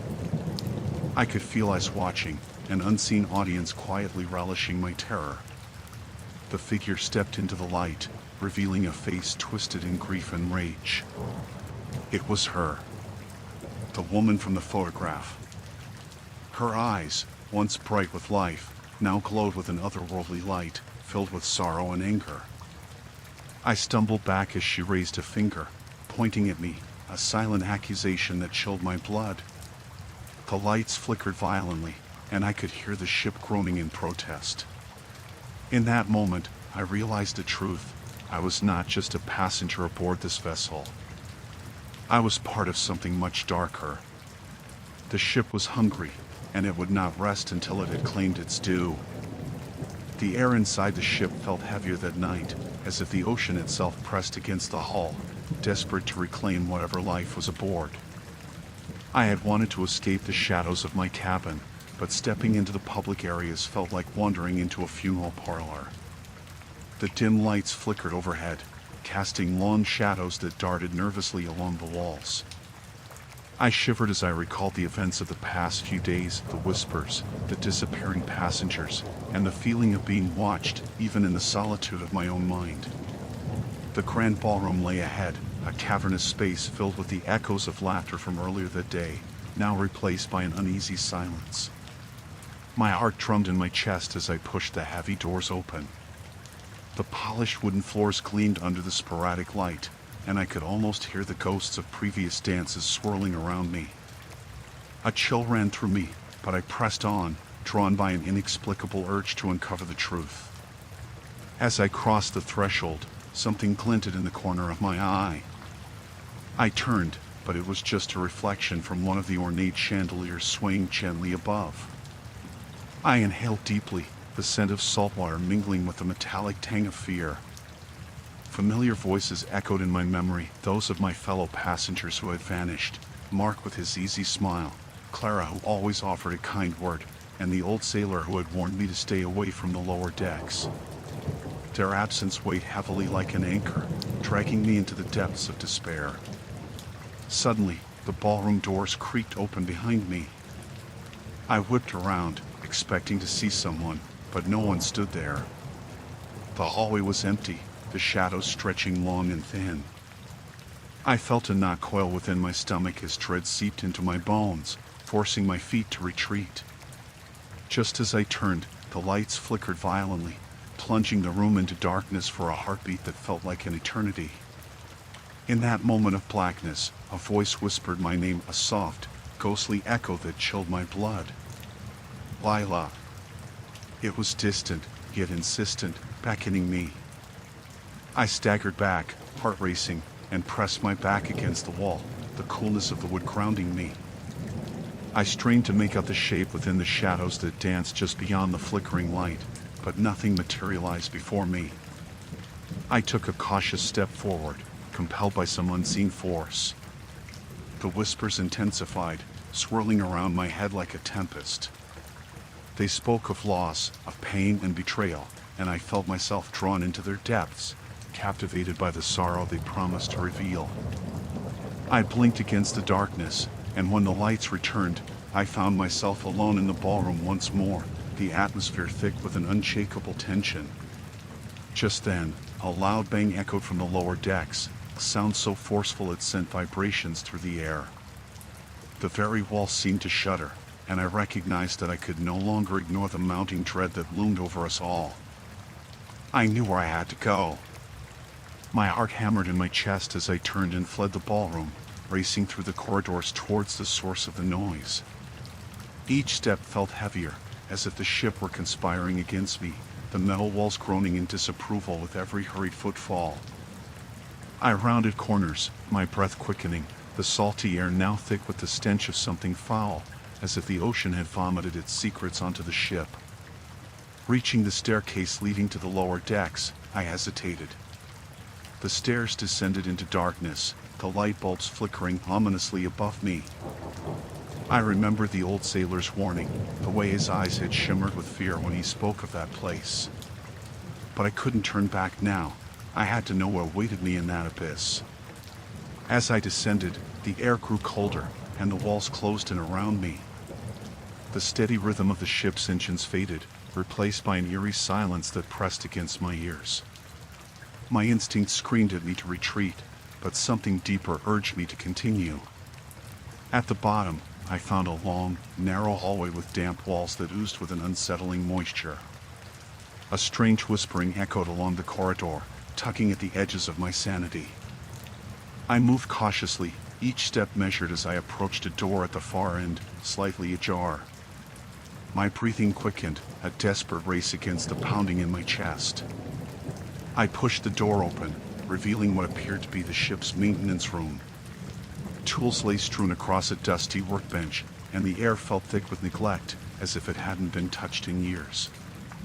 But it was what lay in the corner that stole my breath. A dark shape shifted, revealing a figure crouched low. The shadows concealed its face, but I could see the glint of something metallic in one hand. I knew, instinctively, that this was no mere crew member, but something far more sinister. Lila, the voice beckoned once more, now familiar yet impossibly wrong. The figure rose, and I felt the cold grip of terror around my heart as I realized that it wore the face of someone I once knew. The resemblance sent waves of horror crashing over me, and I staggered back, unable to comprehend the grotesque transformation that had taken place. This was just the beginning. The horrors aboard the ship were real, and the nightmare was about to unveil its tragic truth. The air on the cruise ship had reached a stifling humidity as night fell, blanketing the deck in a thick fog.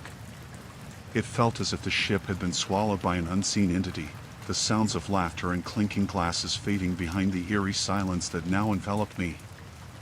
I gripped the railing, my knuckles white, as I stared into the murky waters below. The ocean had transformed from a tranquil blue into an ominous black, its depths concealing secrets I was too terrified to contemplate. In the days leading up to this moment, I had witnessed a series of inexplicable events. Passengers had gone missing, their absence marked only by the hushed whispers and furtive glances exchanged among those left behind. I had tried to convince myself it was merely the collective paranoia of an isolated group trapped on a floating fortress, but the unease gnawed at me like a hungry beast. I turned away from the railing, the chill of the sea breeze prickling my skin. My cabin had become my sanctuary, a small space that felt increasingly claustrophobic with each passing hour. The flickering light overhead cast uneven shadows on the walls, making them appear to warp and twist, as if the very structure of the ship was alive. The low thrumming of the engines vibrated through the floor, a constant reminder of the ship's relentless journey across the abyss. I had made a decision. I needed to investigate. My investigation had slowly morphed from idle curiosity to something more urgent. I found myself drawn to the abandoned corridors, the places where laughter had once thrived but now echoed with silence. On more than one occasion, I had stumbled across the discarded possessions of those who had vanished. A red scarf hung limply from a door handle, A child's toy lay forgotten in a corner, and there was an unsettling feeling that each item I found was a breadcrumb leading deeper into darkness. I knew I had to go to the bowels of the ship, where the crew had often warned passengers not to stray. The crew had become increasingly antagonistic, their smiles fixed and their eyes vacant. I had overheard whispers of something dark lurking beneath the surface, something that thrived on the fear of those aboard. Grabbing a flashlight, I quietly slipped out of my cabin and into the dimly lit hallway. The corridor stretched before me, lined with doors that seemed to close in, their surfaces marred with peeling paint and rust. I moved cautiously, listening for any sign of life. The ship felt like a ghost, haunting its own memories while cradling the secrets of the deep. As I descended into the lower levels, the air grew cooler, the hum of the engines fading to a distant murmur. I passed through narrow hallways adorned with flickering emergency lights, their erratic glow casting long shadows that danced unnaturally. I didn't know I was searching for answers, perhaps, or a way to escape the suffocating dread that clung to my skin. Then, I heard it, a soft, rhythmic tapping that echoed through the darkness. My heart raced, each beat a thunderous percussion in the otherwise muted atmosphere. I followed the sound, each step cautious as dread coiled tightly around my chest. The tapping grew louder, a morbid invitation urging me further down into the ship's underbelly. I arrived at a door, heavy and reinforced. The tapping came from within, an insistence that felt both desperate and taunting. I hesitated, my instinct screaming at me to turn back, but curiosity clawed at me. I pushed the door open, the hinges protesting with a low groan.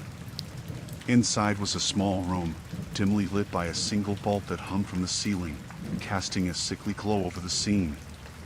The walls were lined with pictures of smiling passengers, families, couples, friends, all taken at the height of joy. But the floor was littered with belongings, a chaotic array of clothing, suitcases, and items I recognized from the missing. There was a faint, acrid odor that reminded me of rust and decay. In the center of the room sat a figure hunched over, tapping its fingers against the floor, oblivious to my presence. As I stepped closer, dread pulled in my stomach. The figure looked up, revealing a face gaunt and hollow, eyes sunken and devoid of life. "Help me," it rasped, the words slipping past cracked lips. They take them at night." A cold wave of realization crashed over me. This wasn't just a cabin for storage, it was a holding place, a purgatory for the lost. The figure's eyes glimmered with a mix of hope and despair, a reflection of the darkness that had seeped into our shared reality. "What do you mean? Who takes them?" I stammered, stepping back, the doorframe suddenly feeling like the last bastion between me and the unknown. "They drown," it whispered, desperation lining every word. "Into the depths. They're called by the sea." Before I could respond, a sound erupted from outside, shouts mixed with a crashing noise that echoed through the ship. The figure's eyes widened in terror, and it darted towards me, grasping my arm with a strength that belied its frail appearance. "You have to get out. They're coming for you, too." I tore myself away, but not before the lights flickered and died, plunging the room into darkness. Panic surged within me as I stumbled backward, the figure's terrified pleas echoing in my ears. I had to escape before whatever haunted these souls found me. With the flashlight now the only source of light, I turned and bolted, the sound of rushing water filling my ears as I retraced my steps. The ship felt alive beneath my feet, a predator awakening from slumber, and I was its prey. The ship rocked gently, the ocean lapping rhythmically against the hull like a lover's whisper. I had always found comfort in the sound, but now it felt sinister, a mockery of my unease. The lingering tension from the events of the past few days had woven itself into the fabric of the ship, curling around me like the fog that obscured the horizon. I stood on my balcony, staring into the endless blackness of the sea, trying to shake the feeling that something was lurking just beneath the surface. I had barely slept since the disappearance of Helen and Marlin. The chilling realization that they had simply vanished was gnawing at my insides like a rat in a trap. I could still hear the faint echoes of their laughter, memories now tainted with dread. Each creak of the ship felt amplified, a harbinger of more sinister occurrences. I decided to leave my cabin, despite the gnawing instinct to hide away until morning. The ship was alive with the chatter of passengers who were blissfully unaware of the mounting dread that gripped my heart. The glow of the lanterns cast flickering shadows across the deck, and I found myself wandering toward the dining hall. Perhaps I could distract myself with food, a small reprieve from the gnawing anxiety. As I stepped inside, the rich aroma of smoked salmon and roasted vegetables wafted through the air, but my appetite had fled. The dining room was nearly empty, a stark contrast to the boisterous evenings we had shared just days before. A few couples lingered over wine, their laughter punctuated by nervous glances, as if they too sensed something had changed in the air. I spotted a familiar face, Carla, sitting alone at a table near the window. Her eyes were red-rimmed, a testament to sleepless nights. I approached her, a lump forming in my throat. "Have you seen Helen or Marlon?" She shook her head slowly, her fingers trembling as she toyed with the edge of her napkin. "I thought they might be with you. I can't shake this feeling that something is wrong. It's as if the ship itself is holding its breath." I forced a smile, though it felt brittle. "I'm sure they're fine. They probably got caught up in something." But even as I said it, I felt the weight of my own words crushing me. The truth was far too convoluted, and I couldn't bring myself to voice the darker thoughts coiling within me. After a few minutes of strained conversation, I excused myself, unable to bear the silence that now encased the dining room. I wandered the ship's corridors, the air thick with the scent of varnish and salt. As I passed a series of closed cabin doors, I felt a chill run down my spine. The walls seemed to close in around me, whispering secrets I dared not listen to. My mind drifted back to the last time we had been together, Marlon's spirited tales of the ocean, Helen's infectious laughter echoing in the night. I could almost hear them now, but the laughter morphed into a taunting symphony that clawed at my sanity. I rounded a corner and paused outside the crew quarters. For reasons I couldn't articulate, I felt compelled to knock. The secluded area loomed with shadows, the dim lighting flickering like a heartbeat. I rapped my knuckles gently against the metal door, and to my surprise, it creaked open. A wiry man with sunken eyes stood before me, his uniform slightly tattered. "Can I help you?" His voice was flat, devoid of interest. I'm looking for Helen and Marlon. Have you seen them?" I asked, searching his expression for any hint of recognition. He blinked slowly, as if processing my words was a laborious task. "No one has seen them. You should leave this area. It's not safe." His insistence sent shivers racing down my spine, but I pressed on. "What do you mean? Why isn't it safe?" Before he could respond, a cacophony erupted behind me, a scream that spiraled into the air like a wounded animal. My heart raced as I turned on my heel, sprinting back toward the main deck. Panic surged through me, electrifying every nerve in my body. As I burst through the doors, I saw a crowd gathered near the railing. The scene that unfolded before me sent a wave of nausea crashing through my stomach. A woman lay sprawled on the deck, her face pale and twisted in terror. It was Carla. The people around her were shouting, their voices a chaotic blend of fear and confusion. I pushed through the throng, my heart pounding as I knelt beside her. "Carla, can you hear me?" I whispered, gripping her shoulders. She didn't respond, her eyes stared blankly at the sky, as if she were reaching for something far beyond my grasp. Then I noticed it, a dark fluid pooling around her, glistening ominously under the ship's lights. My blood ran cold. It wasn't just fear that gripped me now, it was the visceral knowledge that something was terribly wrong. I felt a hand on my shoulder, jerking me from the nightmare. It was the wiry crew member from before, his face a mask of urgency. "We need to get everyone inside. Now!" The ship swayed beneath us, and the lights flickered ominously, plunging the area into darkness for a heartbeat before returning. As I looked back at Carla, I felt the weight of dread settle over me like a suffocating shroud. Something had changed irrevocably aboard the ship, and I was desperate to discover what had claimed my friends and now threatened us all. The sea rumbled beneath us, a deep and foreboding growl that sent shivers down my spine. I realized then that we were not alone. We were being watched.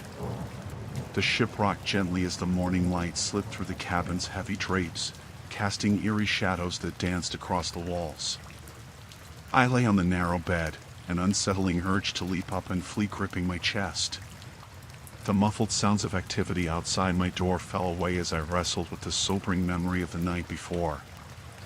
I could still hear the echoes of desperate cries and the chilling silence that followed, a stark reminder of what had transpired.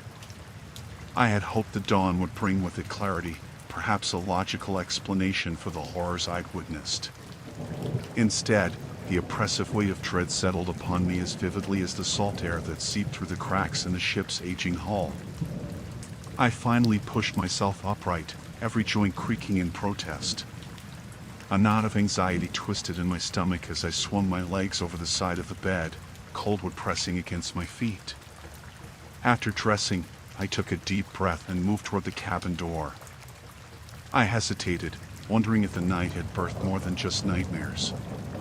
The thought that something, or someone, had invaded our dreams and reality flickered in my mind like a dying flame. I grasped the handle and turned it slowly. The sound of the latch clicking filled the confined space, like a countdown to an inevitable calamity. The corridor outside felt unnaturally quiet. As I stepped into the narrow passageway, shadows pulled in the corners, and I instinctively shivered. The ship's low hum, once a comforting backdrop, now resonated ominously in my ears. I approached the nearest stairwell, my heart thudding in rhythm with each footfall.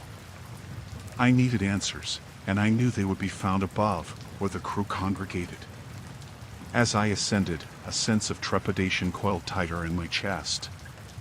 The higher I climbed, the more the sounds of the ship echoed strangely around me. The laughter and chatter of passengers that had once seemed so alive now felt warped, muffled as if the very walls absorbed their joy. Reaching the deck, I was greeted by an unsettling sight. A few passengers wandered aimlessly, their eyes vacant, movements mechanical. I spotted one woman standing at the railing, seemingly transfixed by the endless ocean stretching out before us. I approached her cautiously. "Are you okay?" I asked, my voice barely breaking through the thick air. She turned slowly, her gaze unfocused, and I recoiled slightly as I caught a glimpse of her pallid complexion and the way her mouth hung open, as if waiting for something to speak but never receiving it. "Help them," she whispered, her voice a hollow echo of despair. I glanced around, searching for what she meant. But no one else seemed to notice her distress, and a shiver rippled through me as I realized the atmosphere was saturated with an unshakable tension. Before I could respond, a sudden commotion erupted toward the back of the deck. Crew members rushed past, urgency etched upon their faces. I followed, propelled by an instinctive need to uncover the truth. As I reached the crowd, I pushed my way to the front. What I saw chilled me to the bone. One of the crew members lay sprawled on the ground, eyes wide and unseeing, a thick pool of crimson spreading across the deck, mingling with the salt and spray of the ocean. My stomach churned. I stepped back just as another passenger screamed, the sound shrill and piercing.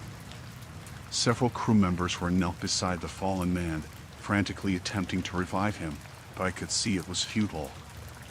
An onlooker whispered something about a heart attack, but I sensed there was more than mere medical collapse at play.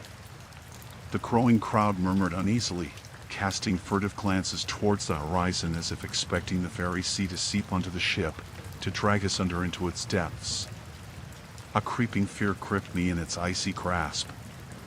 What if this was just the beginning? What if the darkness that had seeped into our minds had also invaded our bodies? After what felt like an eternity, the crew managed to clear the area, and the crowd began to disperse. I caught sight of the woman again, still at the rail, staring out at the vast expanse of water. Desperation clawed at my throat. Why is this happening? I pleaded, hoping she could provide solace. Suddenly, a deep rumble echoed beneath my feet. The ship shuddered violently, and panic erupted again. People screamed, some ran toward the life rafts, while others stood frozen, paralyzed by fear. I stumbled backward, my heart racing as the ship's alarms blared, red lights flashing ominously overhead. All around us, chaos unfolded. Shadows seemed to stretch and warp across the deck as a thick fog rolled in from the ocean, obscuring our view. I felt a primal urge to survive. I had to find a way off this ship. I turned to leave, but the woman grabbed my arm, her nails digging into my skin. "You cannot leave," she whispered urgently. "We are bound." Her words sent a surge of ice through me, and I wrenched free, my mind racing. I needed to get to the lower decks, to gather supplies, and to find others. I sprinted back toward the stairs, the sounds of chaos fading behind me as I descended into the ship's bowels. As the weight of the darkness pressed in, I knew I was running out of time. Something was coming, and I wouldn't be able to escape it much longer. I would find the truth, even if it meant facing the very worst of what lay in wait. The sun had dipped below the horizon, leaving a bruised sky that mirrored the turmoil in my chest. The endless expanse of the ocean, once a tranquil blue, now seemed like a vast, dark void, swallowing the last remnants of light. I stood on the deck of the cruise ship, gripped by an unease that settled heavily in my gut. I wrapped my arms around myself, trying to ward off the chill that seeped into my bones. It had been days since the first disappearance, the night my brother Leo vanished without a trace. The ship's crew had initially dismissed our concerns as overreactions, lost in the vastness of the sea. Guests continued to mingle and laugh, oblivious to the mounting dread that crept along the corridors like a phantom. Each night, I found myself returning to the same spot on the deck, searching for any sign of him, my heart echoing with the thoughts of what might have happened. After Leo's disappearance, strange things began happening on the ship. It started with whispers, hushed conversations between passengers that turned into frantic arguments.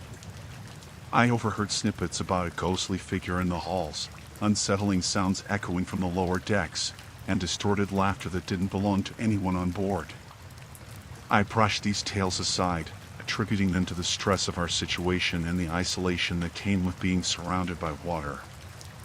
Yet, in the stillness of the night, I found myself questioning my own sanity. The darkness felt alive, as if it were watching, waiting for the right moment to strike. My nights were filled with insomnia. Sleep evaded me, leaving behind a lingering sense of dread. I felt the ship sway beneath me, the gentle rocking now an unsettling reminder of what lay beneath the surface.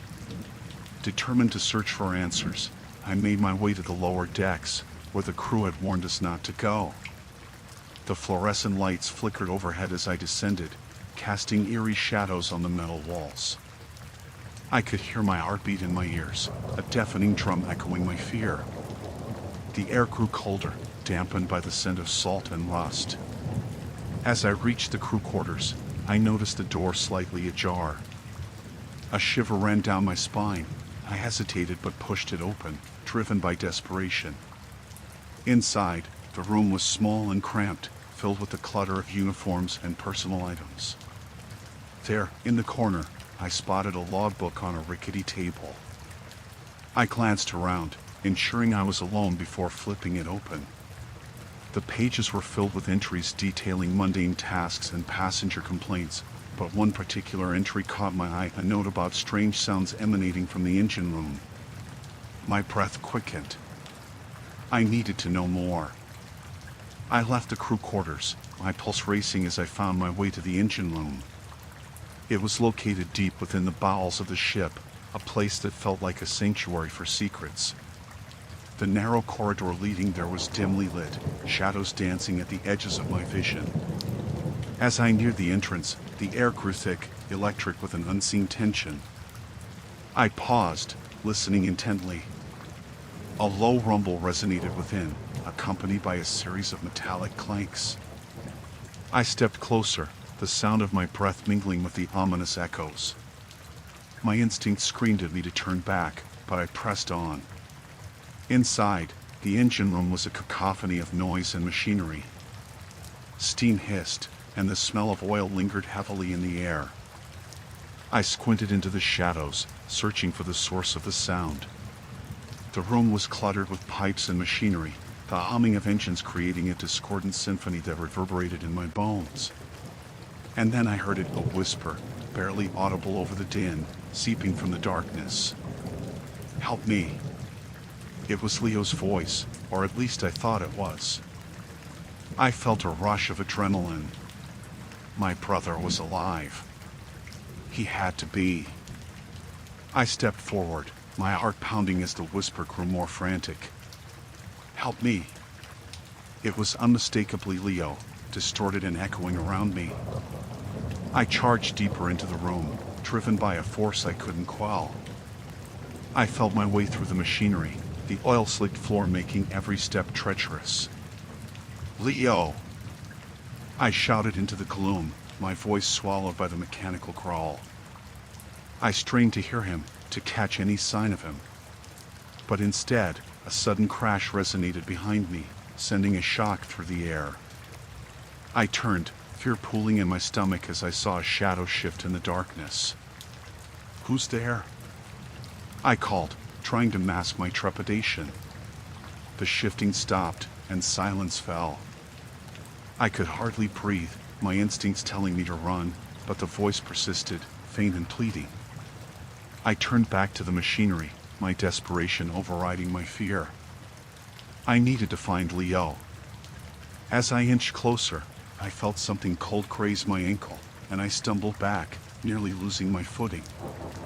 My heart raced as I looked down, expecting to see something lurking in the shadows. Instead, there was nothing but darkness and the whirring of the engines. My breath hitched, and I glanced back, the shadow now looming larger. "Help!" The voice cried again, more desperate. Suddenly, the lights flickered violently before plunging the room into darkness. My heart dropped. I was alone in the abyss, with only the whispers of the machinery and the pulse of the sea around me. The realization hit me like ice water. Whatever was in the shadows didn't belong to this world. I stumbled back, panic clawing at my throat. There was no way out, and no one would hear me scream. The ship groaned like a wounded beast, the sound reverberating through the hollow corridors of the lower deck. I stood at the edge of the dimly lit hallway, the ambient light from the emergency exit sign casting an eerie red glow on the rusty metal walls.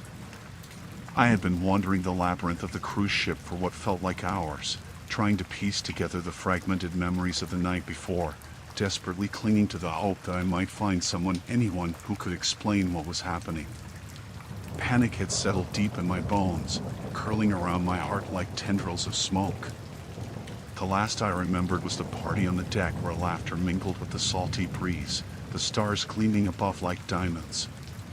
But that night had twisted into something grotesque. I recalled snatches of chaos, screams filtering through the fog of my memory, faces distorted with terror, and the unmistakable scent of fear that permeated the air. I shivered, the chill seeping into my skin, and took a cautious step forward. The floor creaked under my weight, the ship's unsettling rhythm echoing my unease. I had to find the others. I had to understand. Each door I passed was bolted shut, as if the ship itself sought to contain whatever horror lurked within its bowels.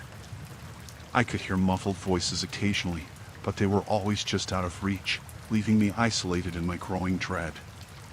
My heart raced as I recalled the cryptic message I had found scrawled in blood on the walls of the dining hall. "They are watching. Do not trust anyone." Who were they? The thought sent another wave of trepidation rolling through me.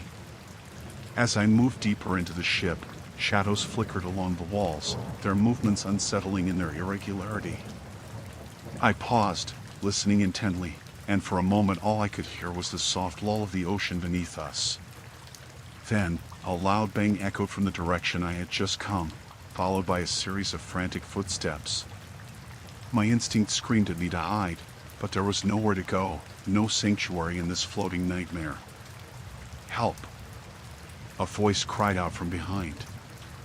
I spun around, recognizing it instantly.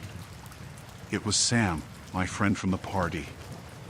His eyes were wild, darting back and forth like a cornered animal, and his shirt was torn, smeared with what looked like thick, dark stains. "Sam!" I shouted, relief flooding through me. "What happened?" He stumbled forward, grasping my arm tightly as if I were a lifeline. "We need to get out of here." There, his voice dropped to a whisper, cutting off as his gaze flicked toward the end of the corridor. "They're hunting us." A shiver ran down my spine, and I glanced behind us, straining to hear any indication of what pursued us.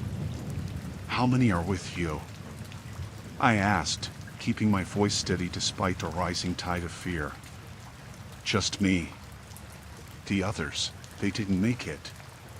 His voice cracked, and I could see the haunted look in his eyes. "We have to find a way up. We can't stay down here." "Okay," I replied, trying to maintain a semblance of calm. "Let's move." We hurried along the corridor, our footsteps muted against the cold steel floor. The air grew thicker with each step, filled with a sense of dread that clung to me like a shroud. I could feel the tension building, an undercurrent of something sinister that pulsated through the ship's infrastructure. Suddenly, a loud crash erupted from a nearby cabin, causing both of us to jump. The door flew open, and a figure stumbled out, eyes wide with terror. It was Lisa, another friend from the group. Her hair was disheveled, and her clothes were torn in places. "Thank God," she exclaimed, her voice shaking. I thought I was the only one left. Sam and I exchanged a glance, both of us silently acknowledging the growing weight of our situation. We couldn't afford to lose anyone else. "What do you know?" I asked, desperate for information, every nerve in my body stretched taut. "They're hunting us," she echoed Sam, fear leaking into her voice. "I saw them. They're not human. They move in shadows, and when they get close, I can feel them in my head. It's like they want to take control, to make us one of them." I swallowed hard, grappling with the implications of her words. "We need to find the others. We can't fight this alone." "We should go up," Sam suggested, his voice barely above a whisper. "To the bridge. It might be the only place left where we can find help." Just as I nodded in agreement, a resounding thud echoed through the ship, and the lights flickered ominously above us. The ship shuddered again, and my heart sank as I realized that whatever was pursuing us was closing in. "Run!" I shouted, and we bolted down the corridor, fear driving our feet as we raced toward the staircase leading upwards. Behind us, the darkness seemed to pulse, a living entity determined to swallow us whole. As we ascended, the air grew heavier, electric with a perverse energy that clung to our skin. I could hear whispers now, a cacophony of voices that clawed at my sanity, urging me to turn back. But I pressed on, the desperate need to survive pushing me further into the unknown. With every step, I felt the ship holding its breath, waiting, watching. And I knew, deep down, that whatever lay ahead would either seal our fate or offer a glimmer of hope. The sea had turned a deep, unsettling gray, as if the clouds had thickened with malevolence just for us. I stood on the deck, clutching the cold steel railing, while the wind whipped through my hair, blinding me with salty spray. The horizon was a jagged line of darkness, and I could almost hear the whispers of the deep, calling out from the void below. I had hoped to find some sense of clarity, but instead, I felt as if I were losing my grip on reality. It had been days since we had realized that something was wrong on this cruise ship, the SS Elysium. What had begun as a relaxing escape from the drudgery of everyday life had turned into a nightmarish descent into confusion and dread. The crew was nowhere to be found, and the few passengers still roaming the ship spoke only in frantic whispers and fearful glances. I had been tracking the disappearances, first the children, then a couple in their 40s, and finally a young man who had tried to make a break for the lifeboats. Each time, I felt a piece of my sanity fraying as I witnessed their absence unacknowledged by the remaining souls aboard. Every corner of the ship was scrutinized, but no answers surfaced, only more questions that twisted in my mind like the relentless waves crashing against the hull. Back in our cabin, Sarah sat on the edge of the bed, her fingers twitching nervously. I could see the anxiety etched into her features, the fear invading her spirit. "We have to get off this ship," she insisted, her voice strained. "If they don't come back soon, we need to find a way to save ourselves." I nodded, but dread settled like a stone in my gut. The life rafts had been tampered with, or so we suspected, given the sinister photographs that had appeared mysteriously on my phone, the smiles of passengers who had vanished. I had shown them to Sarah, and the look on her face echoed the terror that gnawed at my thoughts. "The captain must know something," I said, trying to sound encouraging even as doubt gnawed at me. "We should go to the bridge, Anne." "No!" "We should just get off this ship," she interrupted, her eyes wild. A gust of wind rattled the cabin door, and we both jumped. "They're not coming back, and we're next." Her words sent a chill racing down my spine. I had been trying to convince myself that fear was a game played by the mind, but as I stared into her eyes, I realized that our desperation was not unfounded. Something was lurking in the shadows, something far more sinister than the specter of our imaginations. "Let's check the lower decks," I suggested, a plan forming in my mind. If the crew was abandoning their posts, perhaps we could find a way to access the lifeboats unnoticed. The thought of descending into the bowels of the ship felt like stepping into an abyss, but it was better than waiting to be claimed by whatever malevolence loomed above us. As we made our way through the dimly lit corridors, the atmosphere grew thicker, almost palpable with dread. The only sound was the echo of our footsteps against the cold steel floor, and in those moments, I felt like we were trudging through a graveyard of lost souls. Flickering lights buzzed overhead, casting erratic shadows that danced and warped against the walls, creating figures that seemed to reach out for us. "Did you hear that?" Sarah whispered, halting abruptly. I strained to listen. A distant thud reverberated through the ship, followed by a low, eerie hum that seemed to emerge from nowhere. The hair on the back of my neck prickled. "Keep moving," I urged, gripping her hand tighter. We reached the crew quarters, where the air was stale and suffocating. The door to the galley stood ajar, swinging slightly as if inviting us into its depths. I pushed it open, revealing the chaos inside, a few plates scattered on the floor, the remnants of meals abandoned mid-preparation. Signs of struggle marked the space, a chair toppled on its side, a knife embedded into the wooden counter. "Where is everyone?" Sarah's voice cracked, the panic spilling into the silence. "I don't know." I stepped further inside, scanning the room. "But we need to keep moving." As we turned to leave, a loud crash echoed from behind us, making my heart race. I spun around, and the knife was gone from the counter. An empty void where it had once been. "I don't like this," Sarah whimpered, her voice trembling. Before I could respond, the lights flickered violently, plunging us into darkness. The air turned cold, an unnatural chill sweeping through the galley. I fumbled for my phone, the screen lighting up just enough to cut through the blackness.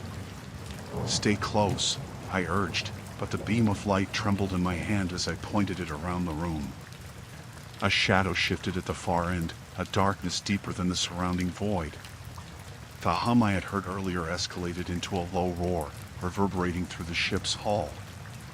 Panic surged through me like a tidal wave, and I felt the urge to flee. Suddenly, footsteps echoed from the passageway we had come through, heavy and deliberate. "Who's there?" someone called, their voice warped and distant. Before I could react, the door slammed shut, plunging us into darkness. Sarah screamed, a sound of pure terror that pierced the air. I reached out for her, but the ship groaned and shuddered as if it were alive, intent on sealing us within its belly forever. "Sarah!" I shouted, my voice cracking. I scrambled toward the door, but it wouldn't budge.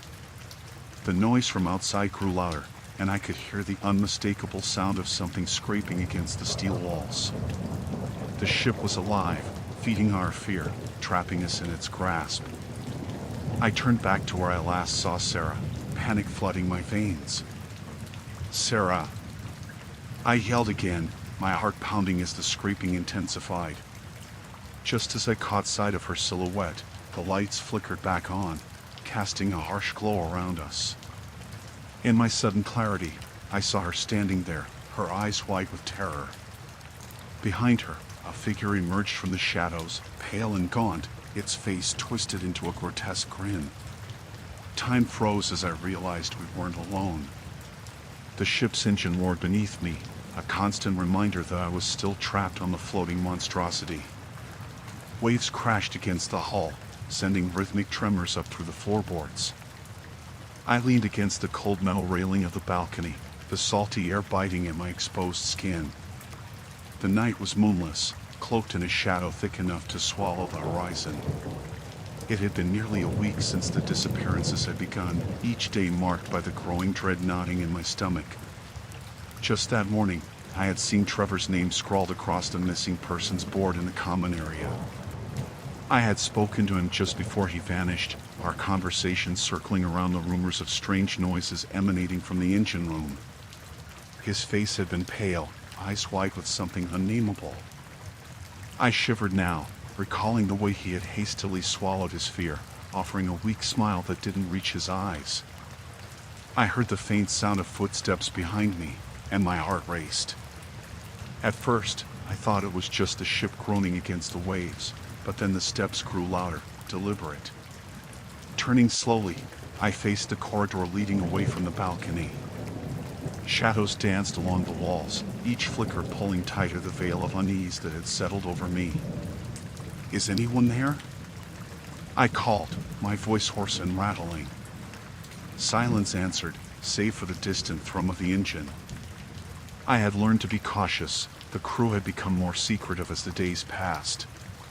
They moved in clusters, whispering urgently amongst themselves, their eyes darting around as if they expected the darkness to reach out and snatch them away.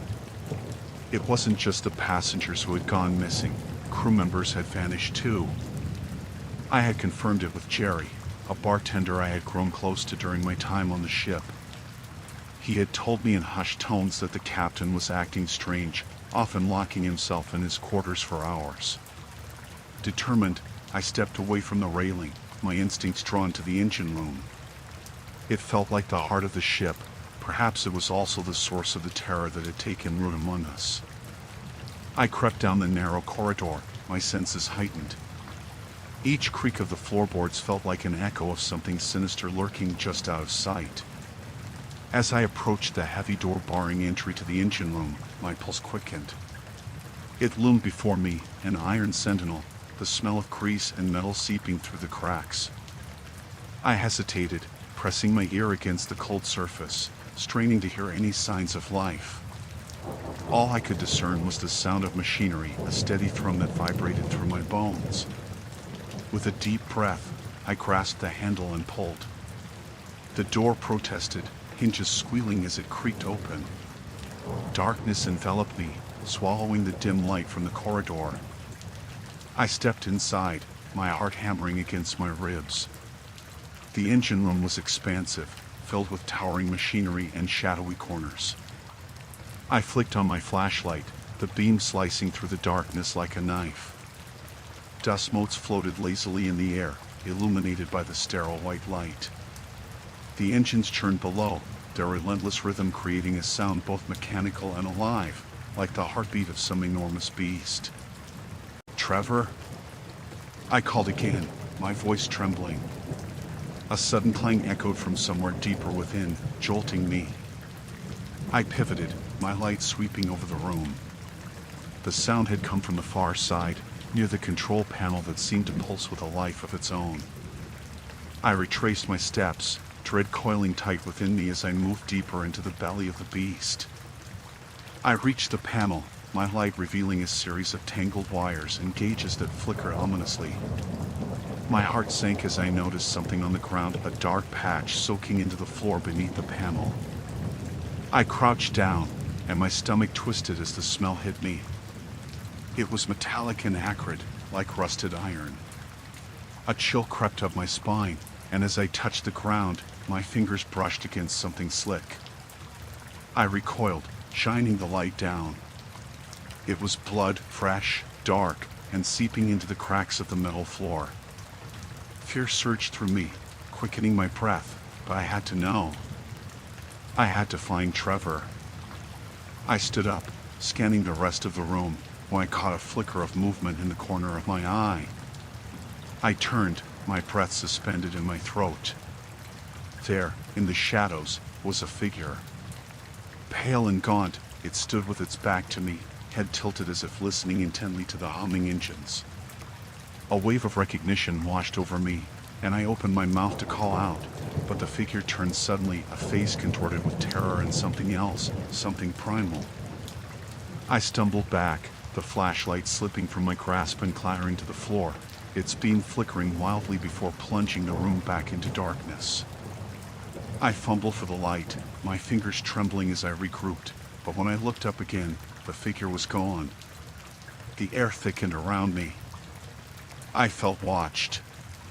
The shadows twisted, and the heartbeat of the ship seemed to increase, pounding in my ears. I turned to make my escape, but the door slammed shut, trapping me inside with the engines that roared like a wrathful god. Panic surged through me, and I pounded against the door, shouting for help. But my voice swallowed by the steel walls, all I could hear was the echoing roar of the engines and the creeping realization that whatever had been taken from this ship had not yet finished its work. The cruise ship rocked gently beneath me, the rhythmic motion almost comforting in the unforgiving chaos of the last few days. But comfort was a cruel illusion aboard the Serenity Voyager, a ship that had transformed from a floating paradise into a chamber of dread. I leaned against the cold metal railing of the balcony, the salt-laden breeze biting my skin. The ocean stretched infinitely before me, black as the depths of my own fears. I had heard whispers, fragments of conversations that tangled with the wind, a crew member missing, passengers behaving strangely. It felt like the ship was a living entity, each creak and groan a voice echoing its dark secrets. I could no longer deny the truth, something was very wrong. The sun had dipped below the horizon, leaving behind a canvas of bruised violet skies. I had resolved to gather information, to confront the reality that had gradually unfurled around me like a shroud. With each passing hour, anxiety coiled tighter in my chest, the whispers clamoring louder in my mind. Alone, I scoured the corridors, my footsteps swallowed by the damp carpet. The ship, with its lavish decor and faux marble pillars, became a labyrinth of shadows. I'd overheard a conversation earlier in the day, a frantic exchange between two crew members outside the staff lounge. They hadn't seen me, but their urgency clung to the air like smoke. "We can't keep this quiet for long," one of them had said, his voice hushed but edged with panic. I had made my way to the lounge, but it was empty, the remnants of discarded drinks and plates bearing witness to an earlier revelry now eclipsed by tension. I turned to leave when a sound froze me in place, a low thud from the deck above. It was followed by a scratchy whisper, barely audible, as if the walls themselves were trying to warn me. I ascended the staircase cautiously, propelled by a mix of dread and curiosity. The higher I climbed, the heavier the air became, thick with something unnameable and foul.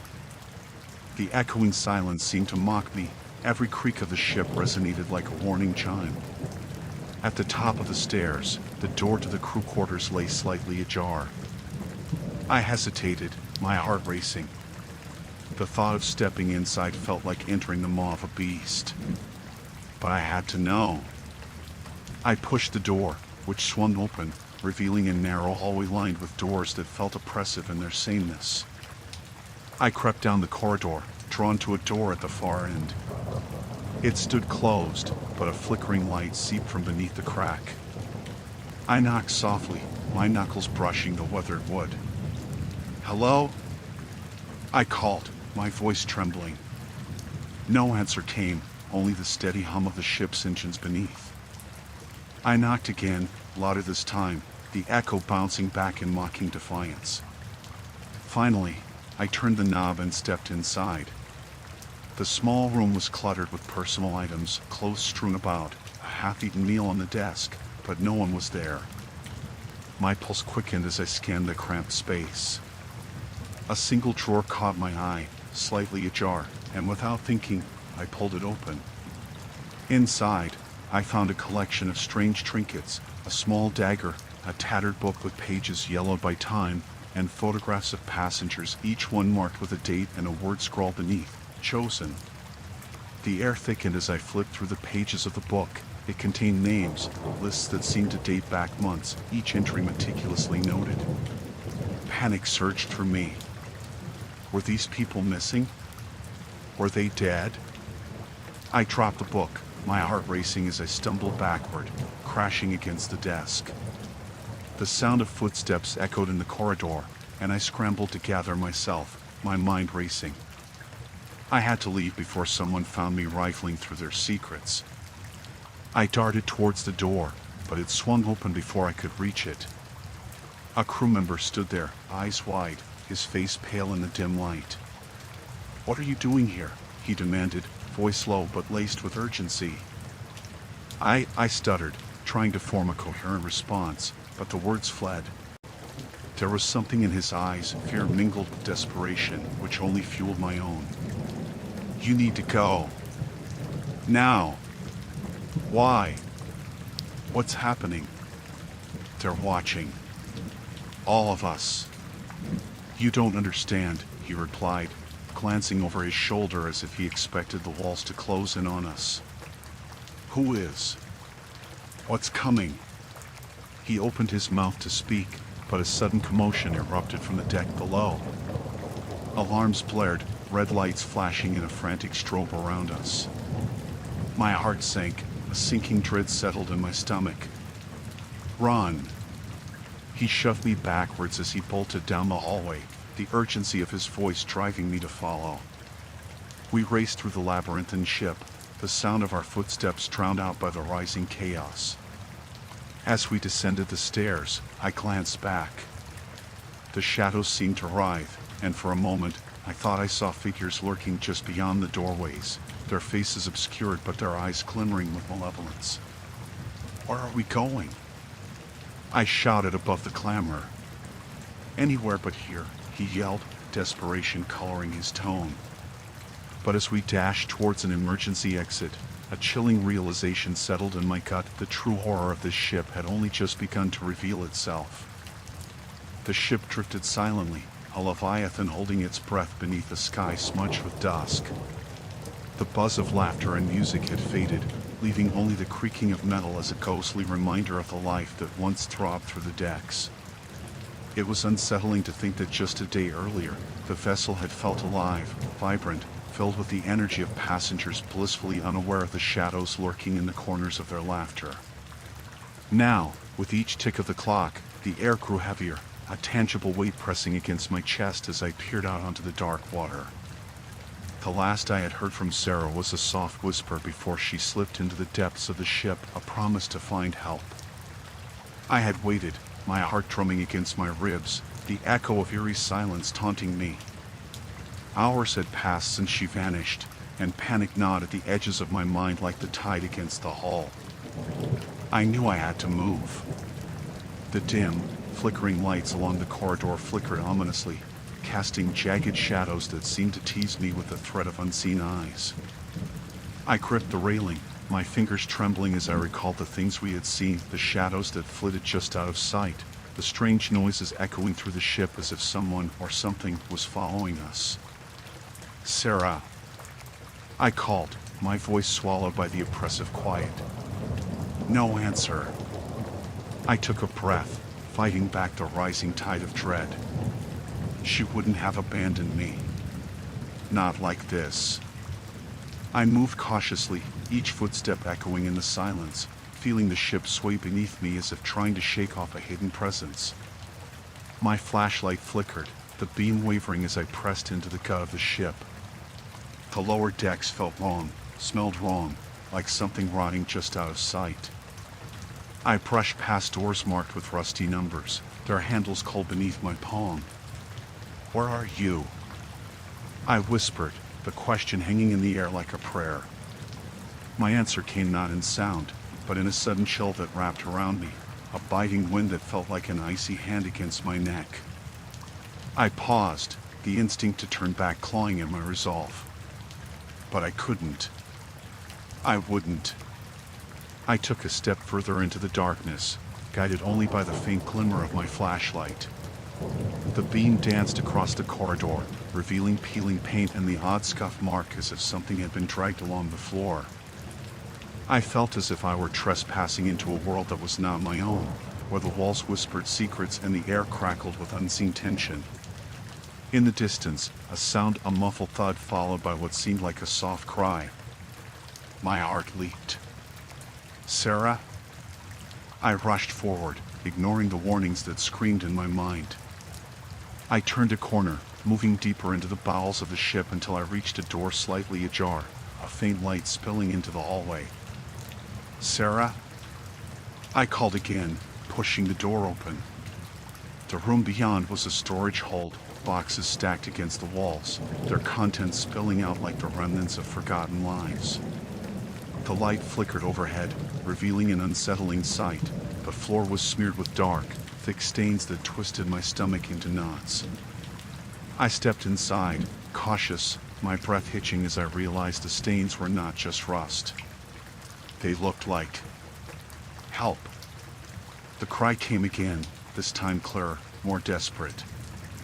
It was Sarah. I darted across the room, following the sound, my heart racing in tandem with my pounding steps.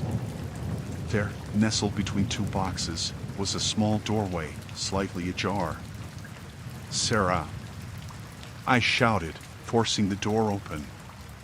It squeaked ominously as I squeezed through, finding myself in a narrow passage that felt suffocating. The walls closed in on me, the dim light revealing nothing but shadow. "Sarah!" Panic clawed at my throat as I pressed forward, the air growing colder with each step. I could sense it now, the weight of dread, a looming presence that watched from the darkness. The sounds of my voice echoed back, distorted and haunting, as if the ship itself were taunting me. Suddenly, the passage opened up into a wider room, and I stumbled into an underground bunker of sorts. The walls were lined with equipment, blinking lights and old machinery that hummed ominously. In the center, a single figure stood, hunched over something. I squinted, my heart racing as I realized it wasn't Sarah. "Who are you?" I demanded, the words tumbling from my lips as adrenaline surged through me. The figure turned, revealing a gaunt face, eyes sunken deep as if drained of life. A chilling smile spread across their lips, and I felt my stomach drop. "Thought you'd lost her, didn't you?" they crooned, voice dripping with malice. I backed away, dread pooling in my gut. "What did you do to her?" "Nothing yet," the figure said, stepping closer, its shadow yawning over me. "But you're here now. How fortunate." I turned to flee, but the door slammed shut behind me with a resounding thud. The air shifted, the temperature dropping as if the darkness itself had come alive. I could feel the presence creeping closer, a siphon of unearthly terror that sent shivers down my spine. "I have to find her," I gasped, my voice barely above a whisper, the reality of my situation crashing down like waves against the hull of the ship. "Not without paying a price." The figure's smile widened, revealing teeth too sharp and too many. I realized then that I was not merely running out of time. I was trapped in a nightmare, and there was no wake-up call awaiting me. The room seemed to pulse around me, breaths echoing from the shadows, and I knew whatever had happened aboard this ship, whatever haunted its depths, it was now awake, and I had just become part of its horrifying tale. The air felt thicker on the ship, a palpable tension that seemed to coil into the corners of every cabin and corridor, wrapping around me like an unyielding fog. I moved through the dimly lit hallways, the occasional flicker from the overhead lights adding a strobe-like uncertainty to my senses. The whispers of the ocean were muted, as if the waves were too afraid to disturb the secrets that lay below the surface, secrets that I had only begun to uncover. After the incident with Sarah, I had retreated into myself, a fragile shell of the person I once was. It was eerily quiet aboard the ship following her disappearance. The voices that had buzzed with excitement and laughter just days ago were now replaced by an oppressive silence. I found myself drawn to the lower decks, where the staff quarters were located, sensing that answers could be found in the shadows. As I descended the narrow staircase, the walls closed in around me, painted a dreary shade of beige that seemed to absorb the scant light. I reached the crew area, a labyrinth of cramped quarters and the faint, sour smell of dampness. A soft shuffle caught my attention, and I turned to see a steward standing at the end of the corridor, his face half hidden in the gloom. "Are you lost?" he asked, his voice low and gravelly. I hesitated, studying him. There was something unsettling about his gaze, a flicker of something unnameable that seemed to dart just beyond the surface. "No, I'm looking for someone." "Many are lost in this place," he replied cryptically, his eyes darting toward the door behind him. "You should go back to the upper decks, where it's safe." The suggestion felt hollow, a veil over the underlying threat that lingered in his tone. "I can't leave yet. I need to find Sarah." He shifted his weight, eyes narrowing. "You won't find what you're looking for down here." Ignoring the chill that crept up my spine, I stepped past him, dismissing his warning. The air turned colder, the atmosphere thickening with every step I took deeper into the crew's territory. My mind raced with memories of Sarah's laughter, the camaraderie we'd shared. Had she met the same fate as the others? I had to know. I swept through the narrow hallways, peering into the small cabins. Each door was closed, yet I could feel eyes watching me, shadows lurking just beyond the threshold. At the end of the corridor, I came upon a door marked staff only. It was slightly ajar, a sliver of darkness beckoning me inside. I pushed it open, and the creaking hinges echoed like a warning. The room was cluttered, filled with uniforms tossed aside and the faint scent of stale cigarettes. A single bulb flickered overhead, casting erratic shadows on the walls. In the corner stood a small table, covered with a stack of papers and an old radio. I couldn't escape the feeling that I had intruded on something private, something that I was never meant to uncover.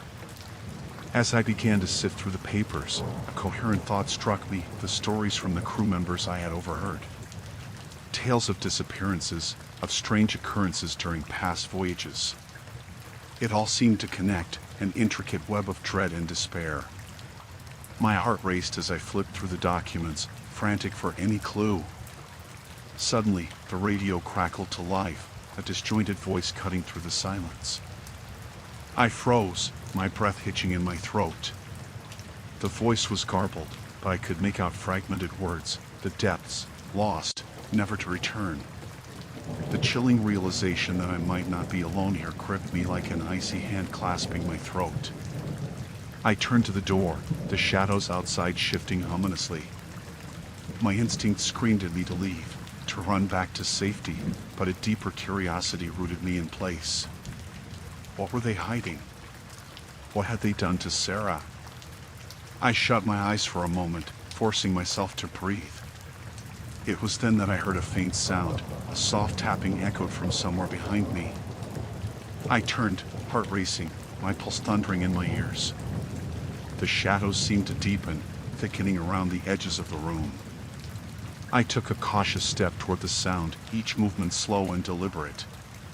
The tapping grew louder, more insistent. I traced my fingers along the wall until I found a small window, clouded with grime. Peering out, my stomach twisted. Below, the ocean roared and churned, angry waves crashing against the hull. But it wasn't the stormy sea that caught my attention. It was the dark figure standing at the edge of the ship, a mere silhouette against the night. My breath caught in my throat as recognition dawned. It was Sarah. I stumbled back, the paper scattering around me. The tapping turned into frantic banging as I tried to process the impossible. I rushed to the door, my heart pounding like a drum in my ears, my mind racing with fear. "Sarah!" I shouted, my voice trembling. "I'm coming!" I burst through the door, sprinting back into the corridor. The crew member I had encountered earlier stood waiting, a grim smile curling on his lips. "You shouldn't have gone in there," he said, his tone layered with amusement. Ignoring him, I pushed past, racing towards the stairs. The ship felt alive, the walls echoing with whispers that twisted through my mind. Every step I took was infused with the urgency of finding her, but also the looming dread of what lay ahead. Something was waiting for me in the dark, a truth I wasn't sure I was ready to face. The stench of decay lingered in the narrow passageway, a foul reminder of the mysteries that had unraveled on this cursed cruise ship. I pressed against the cold metal of the wall, my heart racing as I listened for any sign of movement. The ship had shifted into a disquieting silence, broken only by the distant sound of water slapping against the hull. I was alone, or at least I hoped I was, but those shadows lurking in the corners of my mind told me otherwise.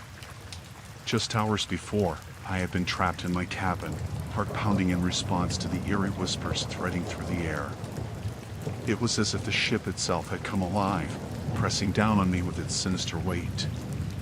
Somewhere out there, in the belly of this floating tomb, my friends had disappeared one by one.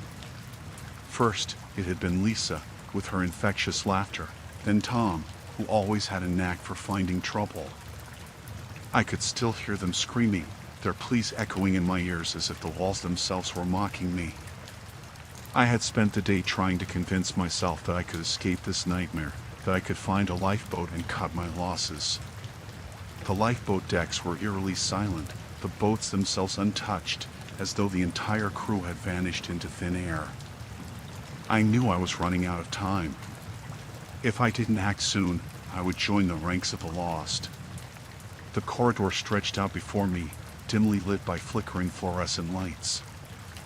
I could see shadows moving just beyond the reach of illumination, and with each passing moment, my resolve crumbled further. I turned back, considering retreating to my cabin, where I could lock myself away and pretend that everything would be fine. But a deep instinct drove me forward, urging me to uncover the truth before it swallowed me whole. I focused on the sounds around me. There had been whispers, soft and enticing, beckoning me deeper into the darkness. I had followed them earlier, driven by a foolish hope that I might find my friends, but instead, they had led me to a part of the ship I had never seen before. The crew quarters, darker and more unsettling than I could have imagined, came alive with the sounds of my footsteps pounding against the metal flooring. I approached a door, its wood splintered and grimy, with the word galley etched in faded letters. Somehow, I knew that whatever lay beyond held answers. Taking a deep breath, I turned the handle and pushed it open, the door creaking ominously. The galley was a charnel house, with overturned pots and pans strewn about as if a great struggle had taken place. The smell was overwhelming, an amalgamation of old food and something far more sinister. As I stepped inside, the door slammed shut behind me, trapping me in the suffocating space. Panic clawed at my throat, but I forced myself to breathe through it. The faint hum of the ship's engines vibrated beneath my feet, grounding me in the reality of my situation. I had to find a way out of this mess. Then I heard it, a sound that froze the blood in my veins. A soft, slithering noise came from the far corner of the room. I turned slowly enough to stifle the instinct to bolt. A figure emerged from the shadows, hunched and trembling, with matted hair hanging over its eyes. It was a woman, or what remained of her. Her clothing hung in tatters, and her skin rippled with a sickly sheen. I could hardly breathe as she tilted her head, revealing a visage twisted by madness. "Help me," she rasped, her voice barely audible but heavy with desperation. I took a cautious step back, the instinct to flee warping into a paralyzing fear. They took them. They took everyone," she continued, her breath hitching as if she were fighting to stay coherent. "You have to listen." I stood rooted in place as she lurched toward me, arms outstretched, fingers clawing at the air. Her gaze pierced through my paralysis, the madness swirling in her eyes igniting an urgency within me. "The captain," she gasped. "He's not who you think he is. You have to leave, now." Before I could react, the galley door burst open, and a shadow leapt into the room. I barely had time to register the figure of a man, cloaked in darkness, before he lunged toward the woman, dragging her shrieking form back into the shadows.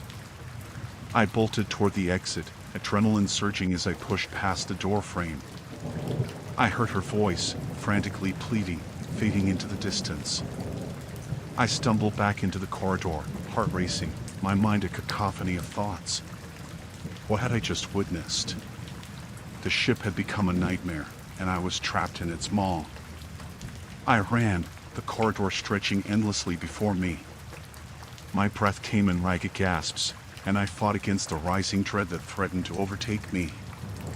I needed to reach the upper decks, to find an escape, but the ship had its own plans. As I rounded a corner, the lights flickered and went out, plunging me into a darkness that felt almost alive. I stumbled forward, hands outstretched, trying to find anything to steady myself. Then I heard it again, the whispering, curling around me like smoke. The voices were now a chorus, chanting a melody that sent chills racing down my spine. I could feel them pulling at me, urging me to listen, to succumb to the darkness. But I wasn't ready to give in. I pressed on, determined to find the answers I sought. My only choice now was to brave the shadows, to confront whatever lay in wait. The truth was out there, hidden within the ship's malevolence, and it was time I uncovered it, no matter the cost. The ocean roared beneath the hull of the SS Meridian, an ever-present reminder of the isolation we faced, like a dark, hungry beast waiting to swallow us whole. I had lost track of how many days we had been adrift. The crew, once a source of comfort, now moved like shadows, their eyes haunted, their laughter shriveled up like autumn leaves.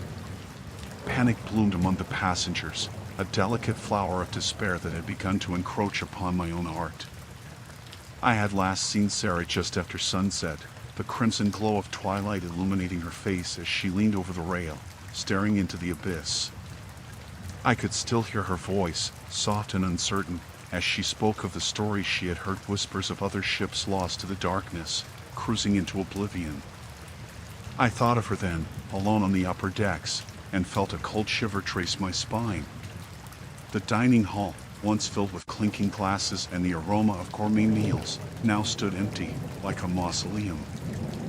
I found myself wandering its cold, cavernous space, the echoes of my footsteps punctuating the silence. The flickering LED lights above cast eerie shadows that danced along the walls, and for a moment, I caught a fleeting glimpse of someone or something slipping around the corner. My heart raced, and I dismissed it as my imagination, frayed and raw from the tension. I pushed open the door to the galley, my only source of warmth. The crew, a tight-knit group of professionals, had become unrecognizable, their camaraderie crumbling under the weight of dread. I spotted Marco, his face pale, staring blankly at pots simmering on the stove. I approached cautiously, hoping for a glimmer of reassurance. "What's going on, Marco?" I asked, my voice betraying an edge of fear. He turned slowly, his eyes glassy. "We're running out of supplies. "The radio, it's dead." His words hung in the air, thick with hopelessness. I wanted to scream, to shake him out of his stupor, but I felt equally paralyzed. I retreated back into the hallway, the ship creaking and groaning as if it were alive, pregnant with despair. My mind raced with possibilities. Had we become a ghost ship, destined to drift forever on these infinite waters? Or it was Sarah. I needed to find her. With each door I pushed open, I felt more like an intruder in my own life. The cabins were empty, but I could hear whispers rising around me, as if the walls were alive with secrets. I glanced down a narrow staircase leading to the lower decks, where the crew's quarters were located. The thought of descending into that dark space sent chills through me. But I had to find Sarah. A primal instinct overcame my fear. I descended the staircase slowly, the dim light flickering above me, casting long shadows. The air was thick and musty, filled with the scent of rust and salt. I called out her name, but my voice felt swallowed by the very walls. As I reached the bottom, I noticed a door ajar at the end of the corridor. I hesitated, apprehensive of the darkness that lay beyond. I approached and pushed it open. The room was in disarray, clothes strewn about, personal belongings scattered across the floor. But there was no sign of Sarah.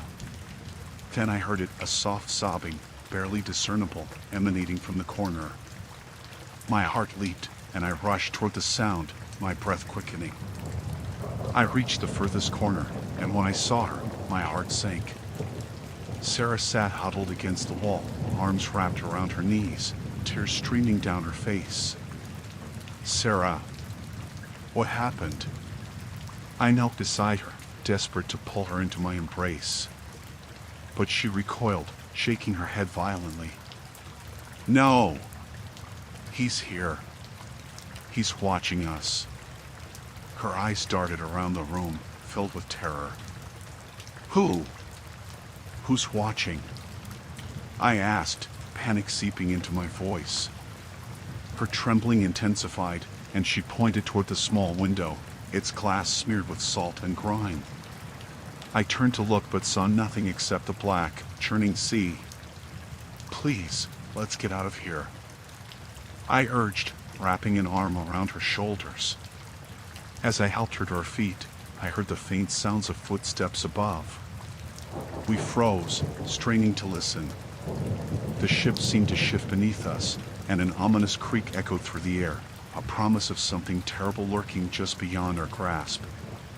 "We have to find the others," I said, trying to keep my voice steady. As we moved toward the door, another sound reached us, something heavy dragging across the deck, a muffled, rhythmic thud that sent chills cascading down my spine. "Stay close," I whispered, gripping her hand tightly. We stepped into the hallway, shadows pooling in every corner. The world outside had become alien, twisted by our fears. I could feel eyes upon us, watching, waiting. We crept cautiously toward the staircase leading back up, our hearts pounding as we maneuvered through the dim corridor. Just then, a loud crash resonated from somewhere above, and the ceiling rattled ominously. We exchanged a terrified glance, and a primal instinct propelled us forward.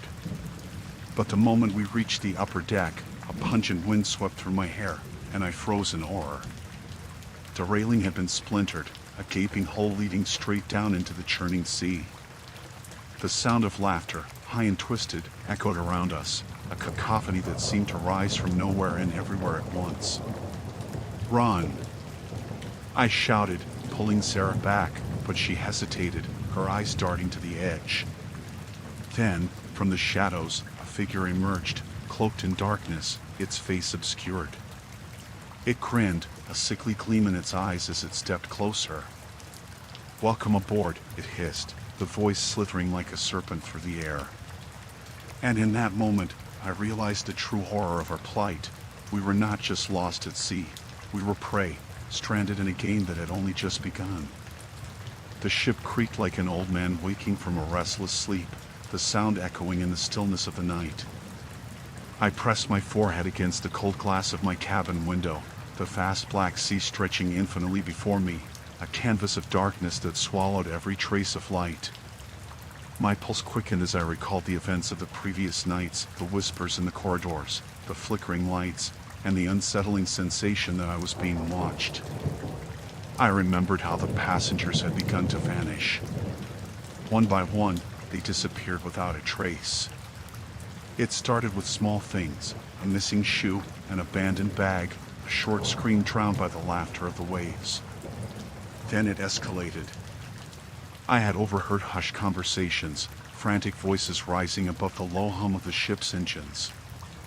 The crew tried to maintain a facade of calm, but I saw it in their eyes. They were just as frightened as we were. I had settled into a half-hearted routine of avoiding the dining hall and keeping to the shadows, the flickering lights above my head reminding me of the unnatural occurrences that plagued the vessel. My heart raced as I recalled the image of Rebecca, my closest friend on board. She had been the last to go. One moment she was with me, her laughter filling the air, and the next, she was just gone. I glanced at the door. It was locked, but that hardly made me feel safe. I had taken to barricading it with my suitcase, a flimsy barrier against the unknown. I pulled the sheets tighter around me, the cool fabric offering little comfort. My eyes drifted to the clock, its hands moving slowly, mocking my anxiety. I had decided I would wait until dawn to venture out, but sleep came only in fits and starts, each creak of the ship sending me jolting awake. At some point, a heavy knock broke through the haze of my restless thoughts. I froze, adrenaline coursing through my veins. It was an unsteady, frantic rhythm, unlike anything I had heard before. My breath caught in my throat as I strained to listen, my heart hammering in time with the knocking. "Rebecca?" I whispered, convinced it was her voice calling me from beyond the door. I wanted it to be her, to feel her presence again, but deep down, I knew that was unlikely. I had to fight the urge to respond, to reach out. Instead, I stayed silent, pulse racing, hoping the sound would stop. After what felt like an eternity, it did. The ship sighed, and I allowed myself to breathe again, but the relief was short-lived. Moments later, I heard a soft shuffle outside my cabin, followed by a low, indistinct murmur. It was as if someone was speaking, but the words were drowned by the sea's roar. I couldn't stay cooped up any longer. The cabin felt like a tomb, and I needed to know what was happening. I forced myself to stand, my legs shaky beneath me as I moved to the door. I hesitated, hand hovering over the handle, but the urge to know overpowered my fear. I turned the knob slowly, the mechanism grinding against years of wear. The door opened with an unsettling creak, revealing the dimly lit hallway of the ship. A chill swept through me as I stepped outside, the air thick with an unsettling energy that sent shivers down my spine. I peered left and right, the corridor stretching into shadows that seemed to sway and shift. I remembered the layout of the ship. There was an emergency exit nearby, a potential escape route if things went awry. I turned toward the end of the corridor when I noticed something, an imprint on the carpet, dark and wet. I leaned closer, dread pooling in my stomach. It was a trail, leading from my cabin toward the dining area. My mind raced, the thought of following it both thrilling and terrifying.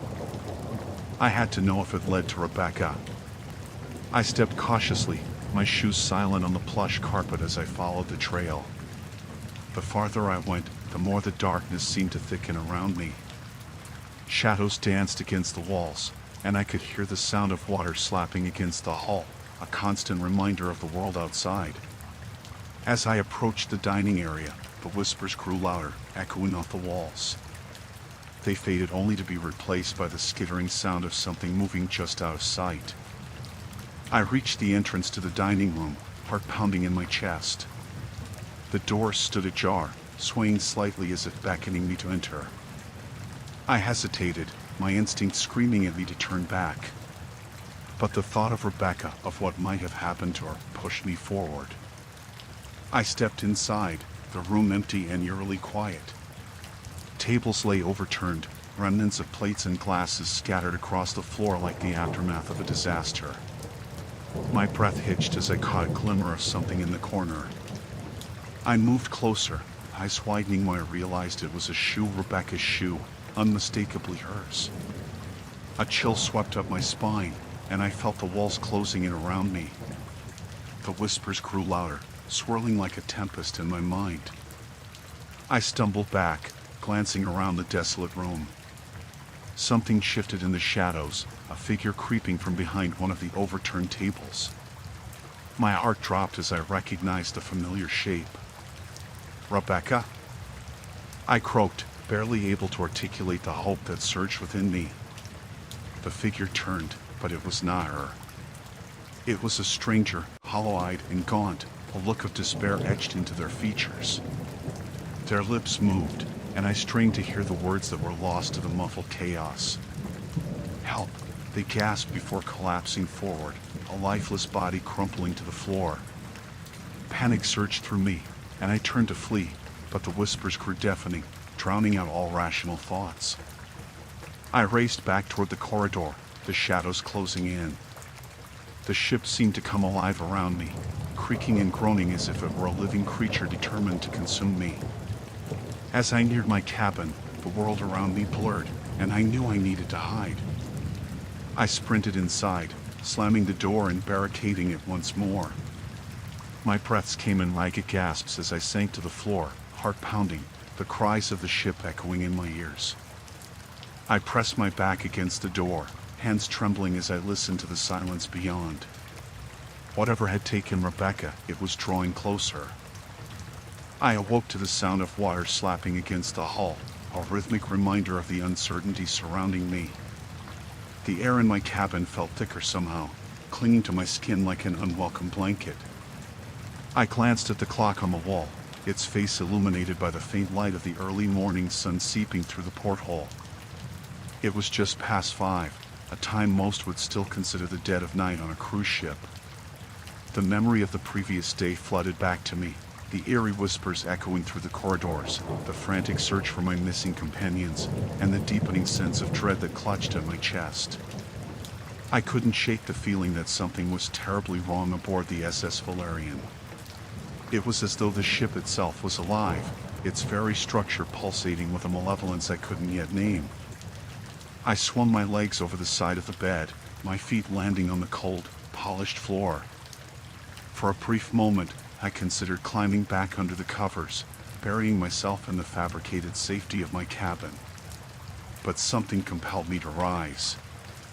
I needed to know if anyone else had experienced the same unsettling events, the strange disappearances, the shadows darting at the edge of my vision, the whispers that beckoned in the darkness. The corridors were empty as I stepped into the dimly lit hallway. The overhead lights flickered intermittently, casting long, twisting shadows that danced along the walls. Each step I took echoed against the metal walls, the sound amplified in the quiet. I shivered, instinctively wrapping my arms around myself as I moved toward the common areas. My heart raced with anticipation, each beat resonating in my ears as I approached the main deck. As I reached the top of the stairs, the smell of salt water mixed with something unpleasant, a metallic tang that sent a jolt of unease through me. I paused, glancing back down the corridor, half expecting to see someone or something lurking in the aft light. But there was only silence. I pressed on, pushing the heavy wooden door open with a creak that reverberated through the empty space.